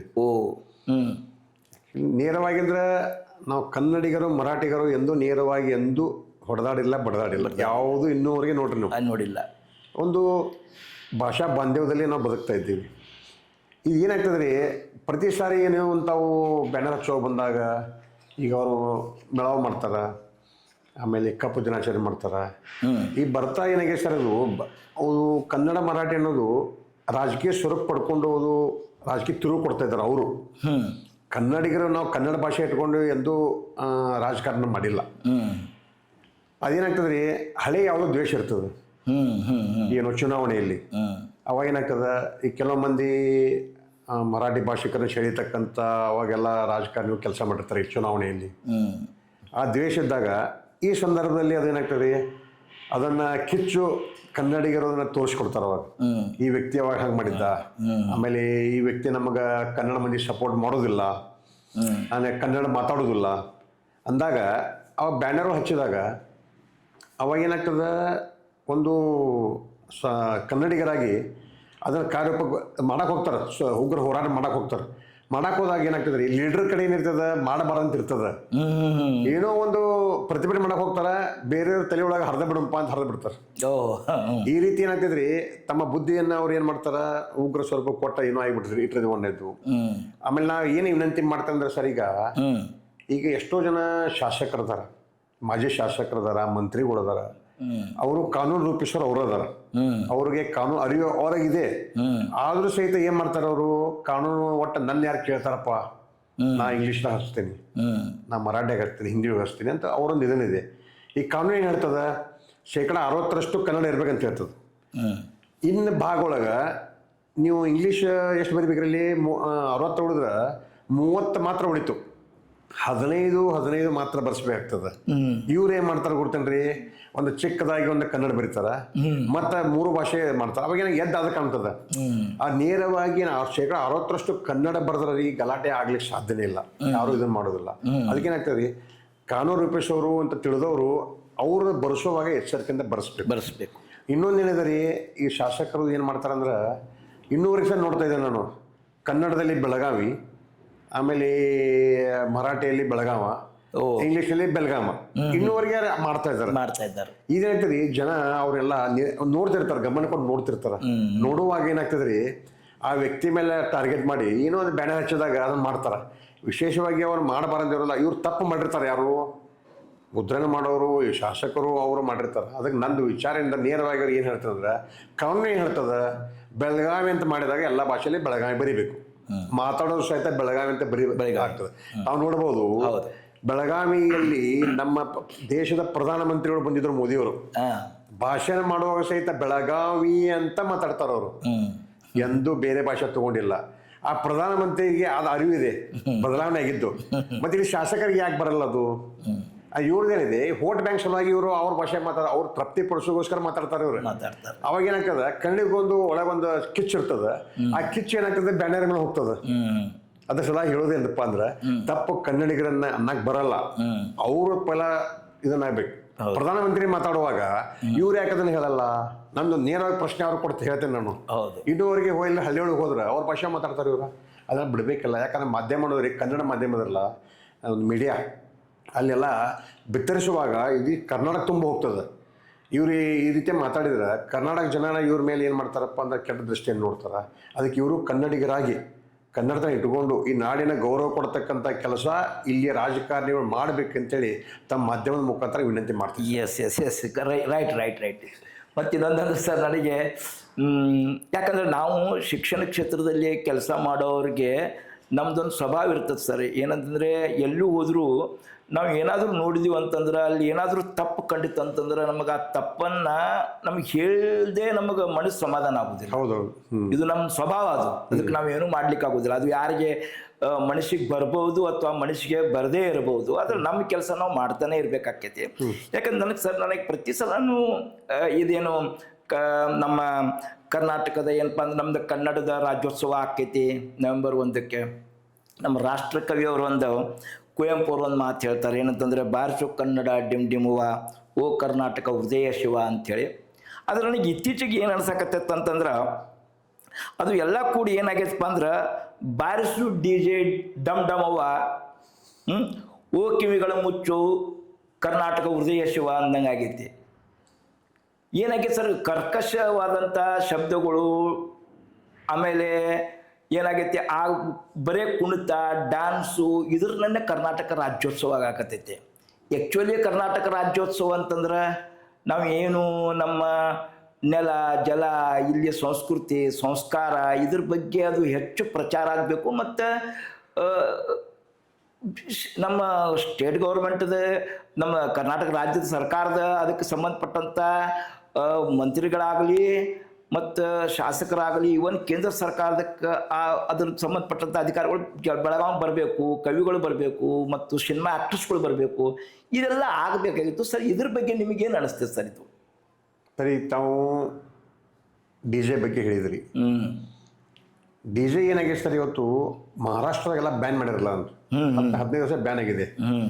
ಅಲ್ಲ ಅಲ್ಲಿದ್ದಂಥ ಮಷಿನರಿ ಎಲ್ಲ ಅವ್ರು ರಾಜ್ಯೋತ್ಸವದಾಗ ಲಕ್ಷಾಂತರ ದುಡ್ಡು ಕೊಟ್ಟು ನಮಗೆ ಕನ್ನಡ ಕರ್ಸತ್ತಾರ ಮಾಡತ್ತಾರ. ಈಗ ನಾವು ಡಿ ಜೆ ವಿರೋಧಿ ಅಂದ್ರೆ ಕನ್ನಡಿಗರು ನನ್ನ ವಿರೋಧ ಮಾಡ್ತಾರೆ. ಯಾಕಪ್ಪ ಡಿ ಜೆ ವರ್ಷ ಒಮ್ಮೆ ಕುಣಿತೀವಿ ಅಂತ ಹೇಳ್ತಾರೆ. ನಾ ಕನ್ನಡಿಗರ ವಿರೋಧ ನಾ ಆಗ್ತೀನಿ. ನಿಜವಾಗ್ಲೂ ಕನ್ನಡಿಗರಿಗೆ ಒಂದು ಸಣ್ಣ ಕಾರ್ಯಕರ್ತ ಹೇಳಿ ಬಯಸ್ತಾ ಇದ್ದಿಲ್ಲ. ಮೊದಲು ರಾಜ್ಯೋತ್ಸವ ನಡೀತಿತ್ತು, ಬೀದಿ ಬೀದಿಗಳಲ್ಲಿ ವಾಹನಗಳಲ್ಲಿ ಏನು ಮಾಡ್ತಾರೆ, ಒನಕೆ ಒಬ್ಬರು ಮಾಡ್ಕೊಂಡ್ಬರ್ತಿದ್ರು, ಭುವನೇಶ್ವರಿ ಒಂದು ರೂಪಕ ಮಾಡ್ಕೊಂಡ್ಬರ್ತಿದ್ರು, ಆಮೇಲೆ ಕಾವೇರಿ ಇದು ಮಾಡ್ಕೊಂಡ್ಬರ್ತಿದ್ರು, ಆಮೇಲೆ ನಮ್ಮದ ಜಲ ವಿವಾದ ಏನಿದ್ರೆ ನಮಗೆ ಕುಡಿ ನೀರಿಂದ ಸಿಗಬೇಕಂತ ಹೋರಾಟದ ಬಗ್ಗೆ ಮಾಡ್ಕೊಂಡ್ಬರ್ತಿದ್ರು, ಆಮೇಲೆ ಸ್ವಚ್ಛತೆ ಬಗ್ಗೆ ಮಾಡ್ಕೊಂಡ್ಬರ್ತಿದ್ರು. ಹಲವಾರು ರೂಪಕ ವಾಹನಗಳು ಬರ್ತಿದ್ವು ಸರ್ ಅವಾಗೆಲ್ಲ. ಅವಾಗ ಕರ್ನಾಟಕ ಸಣ್ಣ ಒಂದು ಸೌಂಡ್ ಇರ್ತಿತ್ತು, ಸ್ಪಷ್ಟವಾದಂಥ ಹಾಡುಗಳು ನಮಗೆ ಕಿವಿ ಬಿಡ್ತಿದ್ರು. ಹೌದು. ಆಮೇಲೆ ಬಂಗಾರದ ಮನುಷ್ಯ, ರಾಜ್ಕುಮಾರ್ ಹಾಡು, ವಿಷ್ಣುವರ್ಧನ್ ಹಾಡುಗಳು ಎಲ್ಲ ಎಷ್ಟು ಚೆನ್ನಾಗಿ ನಾವು ಕೇಳ್ತಿದ್ರಲ್ಲ. ಹೌದಲ್ರಿ, ನಾ ಹಾಡುವ ನುಡಿ ಕನ್ನಡ ನುಡಿ ಅಂತ ಎಷ್ಟು ಚೆನ್ನಾಗಿರ್ತೈತದು. ಅವೆಲ್ಲ ಹಾಡುಗಳು ಇಲ್ಲ ಸರ್. ಈಗ ಏನಾಗಿದೆ, ಹೊಸ ಪೀಳಿಗೆಗೆ ಅಂಥ ಹಾಡುಗಳನ್ನು ಕೇಳಿಲ್ಲವರು, ಬರೀ ಡಿ ಜೆ ಕುಣಿಯೋದು ಹೋಗೋದು. ಯಾಕಂದರೆ ಏನಾಗಿದೆ, ಎಲ್ಲ ವಾತಾವರಣ ಬದಲಾಗಿಬಿಟ್ಟಿದೆ. ನಾ ಹೇಳೋದೇನು ರೀ, ಇದರಿಂದ ಕನ್ನಡ ಕಲೆ, ಸಾಹಿತ್ಯ, ಸಂಸ್ಕೃತಿ ಇದು ನಾಶ ಆಗ್ತದೆ ಇದರಿಂದ, ಡಿ ಜೆಗಳಿಂದ. ಇದು ನೋಡ್ರಿ, ರಾಜ್ಯೋತ್ಸವ ಬಂದಾಗ ಕರ್ನಾಟಕ ರಾಜ್ಯಾಂತ ಲಕ್ಷಾಂತರ ಜನ ನೋಡ್ಲಿಕ್ಕೆ ಬರ್ತಾರೆ. ಬಂದಾಗ ಅವಾಗ ನಾವೇನು ಮಾಡ್ಬೇಕ್ರಿ, ನಮ್ಮ ಕನ್ನಡ ನಾಡಿನ ಕಲೆ ಸಾಹಿತ್ಯ ಸಂಸ್ಕೃತಿಯನ್ನು ತೋರಿಸ್ತಕ್ಕಂಥ ರೂಪಕ ವಾಹನಗಳನ್ನ ನೋಡಿದಾಗ ಅವ್ರು ಖುಷಿ ಪಡ್ತಾರೆ. ಹಾಡುಗಳನ್ನು ಕೇಳಬೇಕ್ರಿ, ಜೀವನದಾಗ ಎಲ್ಲೂ ಕಂದ ಹಾಡು ಕೇಳಬೇಕು. ನೋಡ್ರಿ, ಅದ ಡಿ ಜೆಗಳು ಕುಣಿಬಹುದು, ನಾ ಹಾಡುವ ನುಡಿ ಕುಣಿಬಹುದು, ಎಲ್ಲ ಮಾಡ್ಬೋದು ರೀ. ಅವ್ ಇರುವಾಗ ಆಮೇಲೆ ಕರ್ನಾಟಕ ಹೆಂಗದ್ರಿ, ನಮ್ಮ ಕಲೆ ಸಾಹಿತ್ಯ ಸಂಸ್ಕೃತಿ ಬೀಡದಿ ಅದು. ಆಮೇಲೆ ಸಾಹಿತಿಗಳು ಅದಾರ, ಆಮೇಲೆ ಕಲಾಕಾರದಾರ, ಆಮೇಲೆ ನಮ್ಮಲ್ಲಿ ಗುಡಿ ಗುಂಡರು ಎಷ್ಟು ಚೆನ್ನಾಗಿದಾರಲ್ಲ. ಇರುವಾಗ ಅಂಥದ ಒಂದು ರೂಪಗಳನ್ನು ಮಾಡಿ ತಂದಿಟ್ರಿ ಲಕ್ಷಾಂತರ ಜನ ಅದನ್ನು ವೀಕ್ಷಣೆ ಮಾಡ್ತಾರೆ. ಇವತ್ತೇನಾಗಿದೆ ರೀ, ಡಿ ಜೆಗಳನ್ನು ತರೋದು ಅದರಿಂದ ತೊಂದರೆ ಆಗ್ತದೆ. ನಾವು ವಿರೋಧ ಮಾಡ್ತಾ ಇದ್ದೇವೆ. ಯಾಕಂದ್ರೆ ಅದ್ರ ಬದಲಾಗಿ ಬೇರೆ ತೊಗೊಂಬರ್ರಿ, ಒಳ್ಳೆಯ ಒಂದು ಕಲಾ ತಂಡಗಳನ್ನು ತಂದು ಪ್ರದರ್ಶನ ಮಾಡಿರಿ. ಇವತ್ತೇನಾಗ್ತದೆ, ಒಂದು ಕಡೆ ನಾವು ಕಾನೂನು ಉಲ್ಲಂಘನೆ ಮಾಡ್ತಾ ಇದ್ದೀವಿ. ರಾಜ್ಯ ಸರ್ಕಾರ ರಾಜ್ಯೋತ್ಸವ ಅಂತ ಹೇಳಿಕಾರ ಅವರು ನಮ್ಮ ಮೇಲೆ ಹೆಚ್ಚು ಇದು ಮಾಡೋದಿಲ್ಲ. ಈ ಥರದ್ದು ಏನಾಗ್ತದೆ, ಕನ್ನಡ ಒಂದು ಸಂಸ್ಕೃತಿ ನಾಶ ಆಗಿ ಹೋಗ್ತದೆ. ಈ ನಾಶ ಮಾಡಲಿಕ್ಕೆ ನಾವು ರಾಜ್ಯೋತ್ಸವ ಮಾಡೋದು ಬೇಡ. ನೀವು ಬರ್ರಿ, ಮೈಸೂರೊಳಗೆ ಹೆಂಗೆ ರೂಪಕವಾಣಿ ಬರ್ತಾವ ನೋಡ್ರಿ, ಲಕ್ಷಾಂತರ ಜನ ಬಂದು ನೋಡ್ತಾರಲ್ಲ, ನೋಡ್ತಾರ. ಇಲ್ಲಿ ಜನ ಬರ್ತಾ ಇದಾರ. ಬಂದಾಗ ಡಿ ಜೆ ಮಾತ್ರದಿಂದ ಕಿರಿಕಿರಿ ಅವ್ರು ಅನುಭವಿಸ್ತಾರೆ. ಆದ ಕನ್ನಡಿಗರೇ ನಾವು ಕುಣಿದು ಹೋಗ್ತೇವೆ ಅಷ್ಟೇ ಮಾತ್ರ. ಅಲ್ಲಿ ಕುಣಿಯೋ ಒಂದು ಹವ್ಯಾಸ ನಮ್ಮಲ್ಲದ. ಪಾಪ ಅವ್ರಿಗೆ ತೊಂದರೆ ನಾವು ಕೊಡ್ತಾ ಇದ್ದೀವಿ. ಅವ್ರಿಗೆ ಏನೋ ಒಂದು ನಿರಾಶೆ ಹೋಗ್ತದಾರ. ನಾ ಕೈ ಮುಗಿದು ಕೇಳ್ತೇನೆ ಕನ್ನಡ ಸಂಘಟನೆಗಳಿಗೆ, ಡಿ ಜೆಗಳನ್ನು ದೂರ ಆಗ್ರಿ, ಒಳ್ಳೆಯ ಒಂದು ರೂಪಕವನ್ನು ತೊಗೊಂಬರ್ರಿ. ನಮ್ಮ ಬೆಳಗಾವಿ ಜಿಲ್ಲೆ ಒಳಗೆ ಸಾಕಷ್ಟು ಎಲ್ಲಮ್ಮ ದೇವಸ್ಥಾನ, ಸಾಕಷ್ಟು ದೇವಸ್ಥಾನದ ರೂಪಕವನ್ನು ಮಾಡ್ಕೊಂಬರ್ರಿ. ಅವ್ರು ನೋಡಕ್ಕೆ ಖುಷಿ ಪಡ್ತಾರ, ಮಕ್ಕಳನ್ನ ಕರ್ಕೊಂಬರ್ತಾರ. ಈ ಮಕ್ಕಳನ್ನ ಕರ್ಕೊಂಬರ್ತಕ್ಕಂಥ ನೋಡತಕ್ಕಂಥ ರಾಜ್ಯೋತ್ಸವ ಉಳಿದಿಲ್ಲ. ಎಲ್ಲರೂ ಪಾಪ ಅವ್ರಿಗೂ ತೊಂದರೆ. ನಿಮಗೆ ನಿಜ ಹೇಳ್ಬೇಕು, ನಾನು ಹೋಗುದಿಲ್ಲ ಸರ್, ಅಂಜಿಕೆ ಬರ್ತಿತ್ತು ನನಗೆ. ಸರಿ, ನೀವು ಹೇಳುದು ಭಯ ಬರ್ತೈತಿ. ನಮ್ಮಂಥವ್ರೆಲ್ಲ ಹೋಗುದು ಆ ಕಾರ್ಯಕ್ರಮದಾಗ ಹೋಗಿ ಮತ್ತೆ ಹೊಳ್ಳಿ ನಾವು ಆ ಗದ್ದಲದಾಗಿಂದ ಹೊಳ್ಳಿ ಬರಾಕ ಅಂಜಿಕೆ ಬರ್ತಿತ್ತು. ಇವು ಯಾಕಂದ್ರಿ, ಚೆನ್ನೈ ಸರ್ಕಲ್ ಚಿಕ್ಕದಾಗಿದೆ, ಜನದಟ್ಟಣೆ ಇದೆ ರೀ. ಆಮೇಲೆ 5-6 ಡಾಲ್ಬಿ ಒಮ್ಮೆ ಬಂದ್ಬಿಡ್ತಾವ. ನಾ ಹೇಳೋ ಉದ್ದೇಶ ಇಷ್ಟ ಅದರಲ್ಲಿ, ಅಲ್ಲಿ ಚೆನ್ನಮ್ಮ ತಾಯಿ ಅದಾರ. ತಾಯಿಗೆ ರೀ ಗೌರವ ಕೊಡ್ಬೇಕು. ನಾವು ಯಾವ ರೀತಿ ಗೌರವ ಕೊಡ್ಬೇಕಂದ್ರೆ, ಕನ್ನಡ ನಾಡಿನ ಕಲೆ ಸಂಸ್ಕೃತಿಗಳನ್ನು ಬಿತ್ತಕ್ಕಂಥ ಆ ಒಂದು ರಥದಲ್ಲಿ ನಮ್ಮದು ಅನಾವರಣ ಆಗ್ಬೇಕ್ರಿ ಅಲ್ಲಿ, ನಮ್ಮ ನಾಡಿಂದ. ಅಂದಾಗ ಮಾತ್ರ ತಾಯಿ ಖುಷಿ ಪಡ್ತಾಳೆ. ಅಲ್ಲಿ ಆಕೆ ಮುಂದೆ ನಾ ಬಂದ ಡಾಲ್ಬಿ ಹಚ್ಚಿ ಮಾಡೋದು ಸರಿ ಕಾಣೋದಿಲ್ಲ. ನಾ ಕೈ ಮುಗಿದು ಹೇಳ್ತಾರಲ್ಲ, ಮುಂದೆ ಬರ್ತಕ್ಕಂಥ ರಾಜ್ಯೋತ್ಸವ ಒಳಗೆ ಒಳ್ಳೆಯದು ಒಂದು ಕಲಾ ತಂಡ ತೊಗೊಂಬರ್ರಿ, ಪ್ರದರ್ಶನ ಮಾಡ್ರಿ. ನಿಮ್ಮ 10-10:30 ಗಂಟೆಗೆ ಅಂದ್ರೆ ನೀವು ಡಾಲಿ ಬಂದ್ ಮಾಡಿಸ್ತಾರ. ನೀವು ಅಂತ ತಂಡಗೂ ತೊಗೊಂಬರ್ಬೇಕಾರೆ ಬೆಳ್ಳಿ ಬತ್ತನಕ ನಿಂದ್ರಿಸ್ಕಾರ, ನಾವು ಪೊಲೀಸರಿಗೆ ಹೇಳಿಕಾರ ನಾವು ಚಾಲು ಮಾಡಿಸ್ತೇವೆ ಸರ್. ಅದು ಕಿರಿಕಿರಿ ಎಲ್ಲ ಕಲಾ ತಂಡದ. ಈ ಗಣಪತಿ ಒಳಗೆ ಹೆಂಗೆ ಮೆರವಣಿಗೆ ಮಾಡ್ತಾರೆ 2-3 ದಿವಸ ರಾತ್ರಿ ಆಗಲಿ, ಅದೇ ರೀತಿ ನಾವು ಏನ್ ಮಾಡೋಣ, ಕಲಾ ತಂಡಗಳನ್ನ ಅಲ್ಲಿ ಕುಣಿಸ್ತಕ್ಕಂಥ ಪ್ರದರ್ಶನ ಮಾಡ್ತಕ್ಕಂಥ ಕೆಲಸ ಮಾಡೋಣ. ರಾಣಿ ಚೆನ್ನಮ್ಮ ವೃತ್ತದಲ್ಲ ಬೆಳಗಿನವರೆಗೆ ಸಹಿತ ಒಂದು ಹಬ್ಬ ಉಳಿಬೇಕು. ಅದ್ರ ಸಲುವಾಗಿ ತಾವೇನು ಪ್ರಶ್ನೆ ಕೇಳಿದ್ರಿ, ಅದರ ಉತ್ತರ ಅಲ್ಲಿ ಸರಿಯಾಗಿ ನೋಡ್ಕೊಂತ ಒಂದು ಕೆಲಸ ಕನ್ನಡ ಅಭಿಮಾನ ಮಾಡ್ಬೇಕು. ಎಸ್ ತಾಳೂಕರ್ ಅವ್ರು ಭಾಳ ಒಳ್ಳೆಯ ಅಭಿಪ್ರಾಯ ವ್ಯಕ್ತಪಡಿಸಿದ್ರೆ ನನಗೆ ಅನಿಸ್ತೈತೆ ಇವತ್ತು ಈ ಪಾಡ್ಕಾಸ್ಟ್ ಕೇಳಿದಂಥ ಎಲ್ಲ ಕನ್ನಡ ಸಂಘಟನೆಗಳಿಗೂ ಇದ್ರ ಬಗ್ಗೆ ಅರಿವು ಆಗ್ತೈತಿ ಮತ್ತು ಮುಂದಿನ ಸಲ ಇದ್ರ ಬಗ್ಗೆ ಅವ್ರು ಭಾಳ ಯೋಚನೆ ಮಾಡಿ ಇದನ್ನು ಕಾರ್ಯಕ್ರಮ ಮಾಡ್ತಾರಂತ ಅನಿಸ್ತೈತೆ ನನಗೆ. ಮತ್ತು ಇನ್ನೊಂದು ಏನಂದ್ರೆ ಸರ್, ಈಗ ಚಳಿಗಾಲ ಅಧಿವೇಶನ ನಡೆದೈತಿ. ಈಗ ಪ್ರತಿ ಸಲ ನಾನು ನೋಡ್ತೇನೆ ಬೆಳಗಾವಿ ಚಳಿಗಾಲ ಅಧಿವೇಶನ ಬಂತಂದ್ರೆ ನಮ್ಮ ಇಡೀ ಬೆಳಗಾವದ್ದೆಲ್ಲ ಸ್ವಚ್ಛತೆ ಕೆಲಸಕ್ಕೆಲ್ಲರೂ ತೊಡಗ್ತಾರೆ. ಸಂಧಿ ಬಿಂದಿ ಇದ್ದಿದ್ದೆಲ್ಲ ರಾಡಿಗಳನ್ನ ಎಲ್ಲ ತೆಗೆದು ಸ್ವಚ್ಛ ಮಾಡೋದು, ಸುಣ್ಣ ಬಣ್ಣ ಹಚ್ಚೋದು ಎಲ್ಲ ಮಾಡ್ತಾರೆ ಸರ್. ಏನೋ ಒಂದು ವರ್ಷಕ್ಕೊಂದ್ಸಲ ಮಂತ್ರಿಗಳು, ಶಾಸಕರು, ಅವ್ರ ಸಂಬಂಧಪಟ್ಟ ಅಧಿಕಾರಿಗಳೆಲ್ಲ ಇಲ್ಲಿ ಬರ್ತಾರಂತೇಳಿ ಅವರಿಗೆ ತೋರಿಸೋದಕ್ಕೆ ಬೆಳಗಾವಿ ಸ್ವಚ್ಛ ಮತ್ತು ಸುಂದರವಾಗಿ ಕಾಣೋದು ಬೇಡ. ನಾವು ಇಲ್ಲಿ ಸತತವಾಗಿ ಇಲ್ಲೇ ಇರ್ತೇವೆ, ನಾವು ಇಲ್ಲೇ ವಾಸಿಸೋರು, ನಾವು ದಿನನಿತ್ಯ ನಮಗೆ ಕಣ್ಣಿಗೆ ಕಾಣಬೇಕಲ್ಲ, ಚಂದ ಕಾಣಬಹುದು ಇರಬೇಕಲ್ಲ. ಇದನ್ನು ಈಗ ಹಿಂಗ್ಯಾಕೆ ಮಾಡ್ತಾರ ಸರ್? ಏನಿದು ಇದಕ್ಕೆ ನಿಮ್ಮ ನೀವು ಏನು ಅಭಿಪ್ರಾಯ ವ್ಯಕ್ತಪಡಿಸ್ತೀರಿ ಸರ್? ಇದಕ್ಕೆ ಸರ್ಕಾರಕ್ಕೆ ಏನು ಹೇಳಕ್ಕೆ ಇಷ್ಟಪಡ್ತೀರಿ ಇದ್ರ ಬಗ್ಗೆ? ಸರಿನಿದೆ, ಅಭಿವೃದ್ಧಿ ಸುಧಾರಣೆ ಮಾಡಲಿಕ್ಕೆ ರೀ ಬರೀ 3 ತಿಂಗಳು ಅವಕಾಶ ಇದೆ ನಮಗೆ ಇಲ್ಲಿ ಬೆಳಗಾವಿಯಲ್ಲಿ. ಅಂದ್ರೆ 9 ತಿಂಗಳ ಕಾಲ ಮಳೆ ಇರ್ತದೆ. ಈ ಅವಕಾಶವನ್ನ ಮಹಾನಗರ ಪಾಲಿಕೆಯವರು, ಸ್ಮಾರ್ಟ್ ಸಿಟಿಯವರು ಬಳಸ್ಕೋಬೇಕಾಗ್ತದೆ. ಇವ್ರೇನ್ ಮಾಡ್ತಾರೆ, ಮಳೆಗಾಲ ಬಂತಪ್ಪ ಅಂದ್ರೆ ಮುಗಿದ ತಕ್ಷಣ ಎಲ್ಲಿ ಗುಂಡಿ ಬಿದ್ದಿರ್ತಾರಲ್ಲ ಅಲ್ಲಿ ಮಣ್ಣು ಹಾಕೋದು, ಕಲ್ಲು ಹಾಕೋದು, ಲೇವಲ್ ಮಾಡೋದು. ಗಣಪತಿ ಬಂದಪ್ಪ ಅಂದರೆ ಎಲ್ಲೆಲ್ಲಿ ತೆಗೆದು ಮುಚ್ಚೋದು ಮಾಡ್ತಾರೆ. ಈ ರೀತಿ ಮಾಡೋದು ಏನಾಗ್ತದೆ, ಮತ್ತು ನಗರನ ಕೆಡಿಸ್ತಾ ಇದ್ದೀವಿ ನಾವು. ಈಗ ಬೆಂಗಳೂರಲ್ಲಿ ಏನು ಮಾಡ್ತಾರೆ ರೀ, ರಸ್ತೆ ಮಾಡಿದಾಗ ಎಲ್ಲಿ ತೆಗೆ ಬಿದ್ರೆ ಅಲ್ಲಿ ಡಾಂಬರ್ನ ಹಾಕಿ ಮುಚ್ತಾರೆ ಅವರು. ಇಲ್ಲಿ ಏನು ಮಾಡ್ತಾರೆ, ಗಣಪತಿ ಬಂದಾಗ ಡಾಂಬರ್ ರೋಡ್ ಇರ್ತದೆ, ತೆಗೆ ಮುಚ್ಚಾಗ ಮಣ್ಣು ಹಾಕ್ತಾರೆ ಇಲ್ಲಿ. ಯಾಕಂದ್ರೆ ಮಳೆಗಾಲ ಐತೆ, ಡಾಂಬರ್ ಕುಂಡ್ರಲ್ಲ ಅಂತ. ಈ ರೀತಿ ಏನಾಗ್ತದೆ, ಎಲ್ಲ ನಗರ ಧೂಳಿನಿಂದ ಕೂಡಿದ್ದದ. ಧೂಳು ಸರ್ ಇವತ್ತು ನೆಗಡಿ ಆಗ್ತದೆ, ಕೆಮ್ಮಾಗ್ತದೆ, ಅಸ್ತಮಾ ಆಗ್ತದೆ, ಆಮೇಲೆ ನಮ್ಮ ಚರ್ಮ ರೋಗಗಳು ಆಗತ್ತವ. ಏನಾಗೈತೆ, ಬೆಳಗಾವಿ ವಾತಾವರಣ ಪೈಲಾದಂಗಿಲ್ಲ. ಎಲ್ಲ ಕಡೆ ಏನು ಮಾಡ್ಯಾರ, ಈಗ ಸ್ಮಾರ್ಟ್ ಸಿಟಿಯವರು ರೋಡ್ ಹಡ್ಡಿದ್ದಾರೆ. ಹಡ್ಡಿದ ತಕ್ಷಣ ಅವ್ರು ಮುಚ್ಚೋದಿಲ್ಲ, ಆ ಸಿಮೆಂಟ್ ಬ್ಲಾಕ್ಗಳನ್ನು ತೆಗೆದಂಗೆ ಇಟ್ಟಿದ್ದಾರೆ. ನೋಡ್ಬೇಕೆಲ್ಲ ಉಣಿಗಳು ಹಂಗೆ ಬಿದ್ದಾವೆ ಎಲ್ಲ ಕಡೆ. ಏನಾಗ್ತದೆ ರೀ, ಅಧಿಕಾರಿಗಳು ಸರಿಯಾಗಿ ಗಮನ ಹರಿಸ್ತಾ ಇಲ್ಲ. ಪಾಪ ಜನ ಸಹಿತ ಏನಾಗಿ ಗೊತ್ತೇನೆ ರೀ, ತಮ್ಮ ಜೀವನದ ಒತ್ತಡದೊಳಗೆ ಬರೀ ಮಾತಾಡ್ತೇವೆ, ಬೀದಿ ಮೇಲೆ ಕಟ್ಟಿ ಮಾಡ್ಕೊಂಡು ಮಾತಾಡ್ತೇವೆ ನಾವು, ಯಾರಿಗೂ ಹೇಳೋದಿಲ್ಲ. ಹೇಳಕ್ಕೆ ಹೋದ್ರೆ ಇಲ್ಲಿ ಮಹಾನಗರ ಸದಸ್ಯರು ಸಹಿತ ಕಿವ್ಯಾಗ ಹಾಕೋದಿಲ್ಲ. ಶಾಸಕರು ಒಳ್ಳೆಯವರು ಅದಾರ, ಇವತ್ತು ಗಟ್ರ ತೆಗೀರಿ, ಬೀದಿ ದೀಪ ಹಚ್ಚಿರಿ ಅಂದ್ರೆ ಅವ್ರು ಹೇಳುವಂಥ ವಿಷಯ ಅಲ್ಲ. ಇವರು ಸದಸ್ಯರ ಮಾತು ಕೇಳೋಂಗಿಲ್ಲ, ಹೇಳೋ ವಿಷಯ ಅವ್ರಿಗೆಲ್ಲ. ಅವ್ರು ದೊಡ್ಡದವ್ರು ಕೆಲಸ ಮಾಡೋರು, ಆಮೇಲೆ ಅಭಿವೃದ್ಧಿ ಕೆಲಸ ಮಾಡತ್ತಾರ ಮಾಡಲಿ. ಆದ್ರೆ ಸ್ಮಾರ್ಟ್ ಸಿಟಿ ಏನಾಗೈತಿ, ಇವತ್ತು ಒಳ್ಳೆ ಕೆಲಸ ಮಾಡಿದ್ರೆ ಊರು ತುಂಬೆಲ್ಲ ಹಡ್ಡಿ ಬಿಟ್ಟಿದಾರಲ್ಲ. ಎಲ್ಲ ಕಡೆ ಧೂಳಿನ ಕಣಗಳು ಎಲ್ಲ ಮುಚ್ಚು ಅಡ್ಡಾಡೋ ಪರಿಸ್ಥಿತಿ ಬಂದದ. ಅಂಗಡಿಕಾರರು, ವ್ಯಾಪಾರಸ್ಥೆಲ್ಲ ಅಂಗಡಿಗಳು ಧೂಳು ಬರ್ತದೆ, ಮನೆಯು ಧೂಳು ಬರ್ತಾ ಇದೆ. ಬೆಳಗಾವಿ ಐತ್ರಿ, ಇದು ಧೂಳಿನ ನಗರ ಆಗ್ತಾ ಇದೆ, ಆರೋಗ್ಯ ಕೆಡ್ತಾ ಇದೆ, ಮಕ್ಕಳು ಅನಾರೋಗ್ಯ ಬಳಲ್ತಾ ಇದ್ದಾರೆ. ಅದು ಸಲುವಾಗಿ ಏನು ಮಾಡ್ಬೇಕಂದ್ರೆ ರೀ, ನಗರ ರಸ್ತೆಗಳನ್ನೆಲ್ಲ ಧೂಳಿನಿಂದ ತೆಗಿಬೇಕು. ಆಮೇಲೆ ಅವನ್ನ ರಿಪೇರಿ ಮಾಡ್ಬೇಕು, ಡಾಂಬರ್ ಹಾಕ್ಬೇಕು. ಇವತ್ತೇನು ನೋಡ್ಬೋದು, ಒಂದು RCC ರೋಡ್ ಮಾಡಿರ್ತಾರೆ.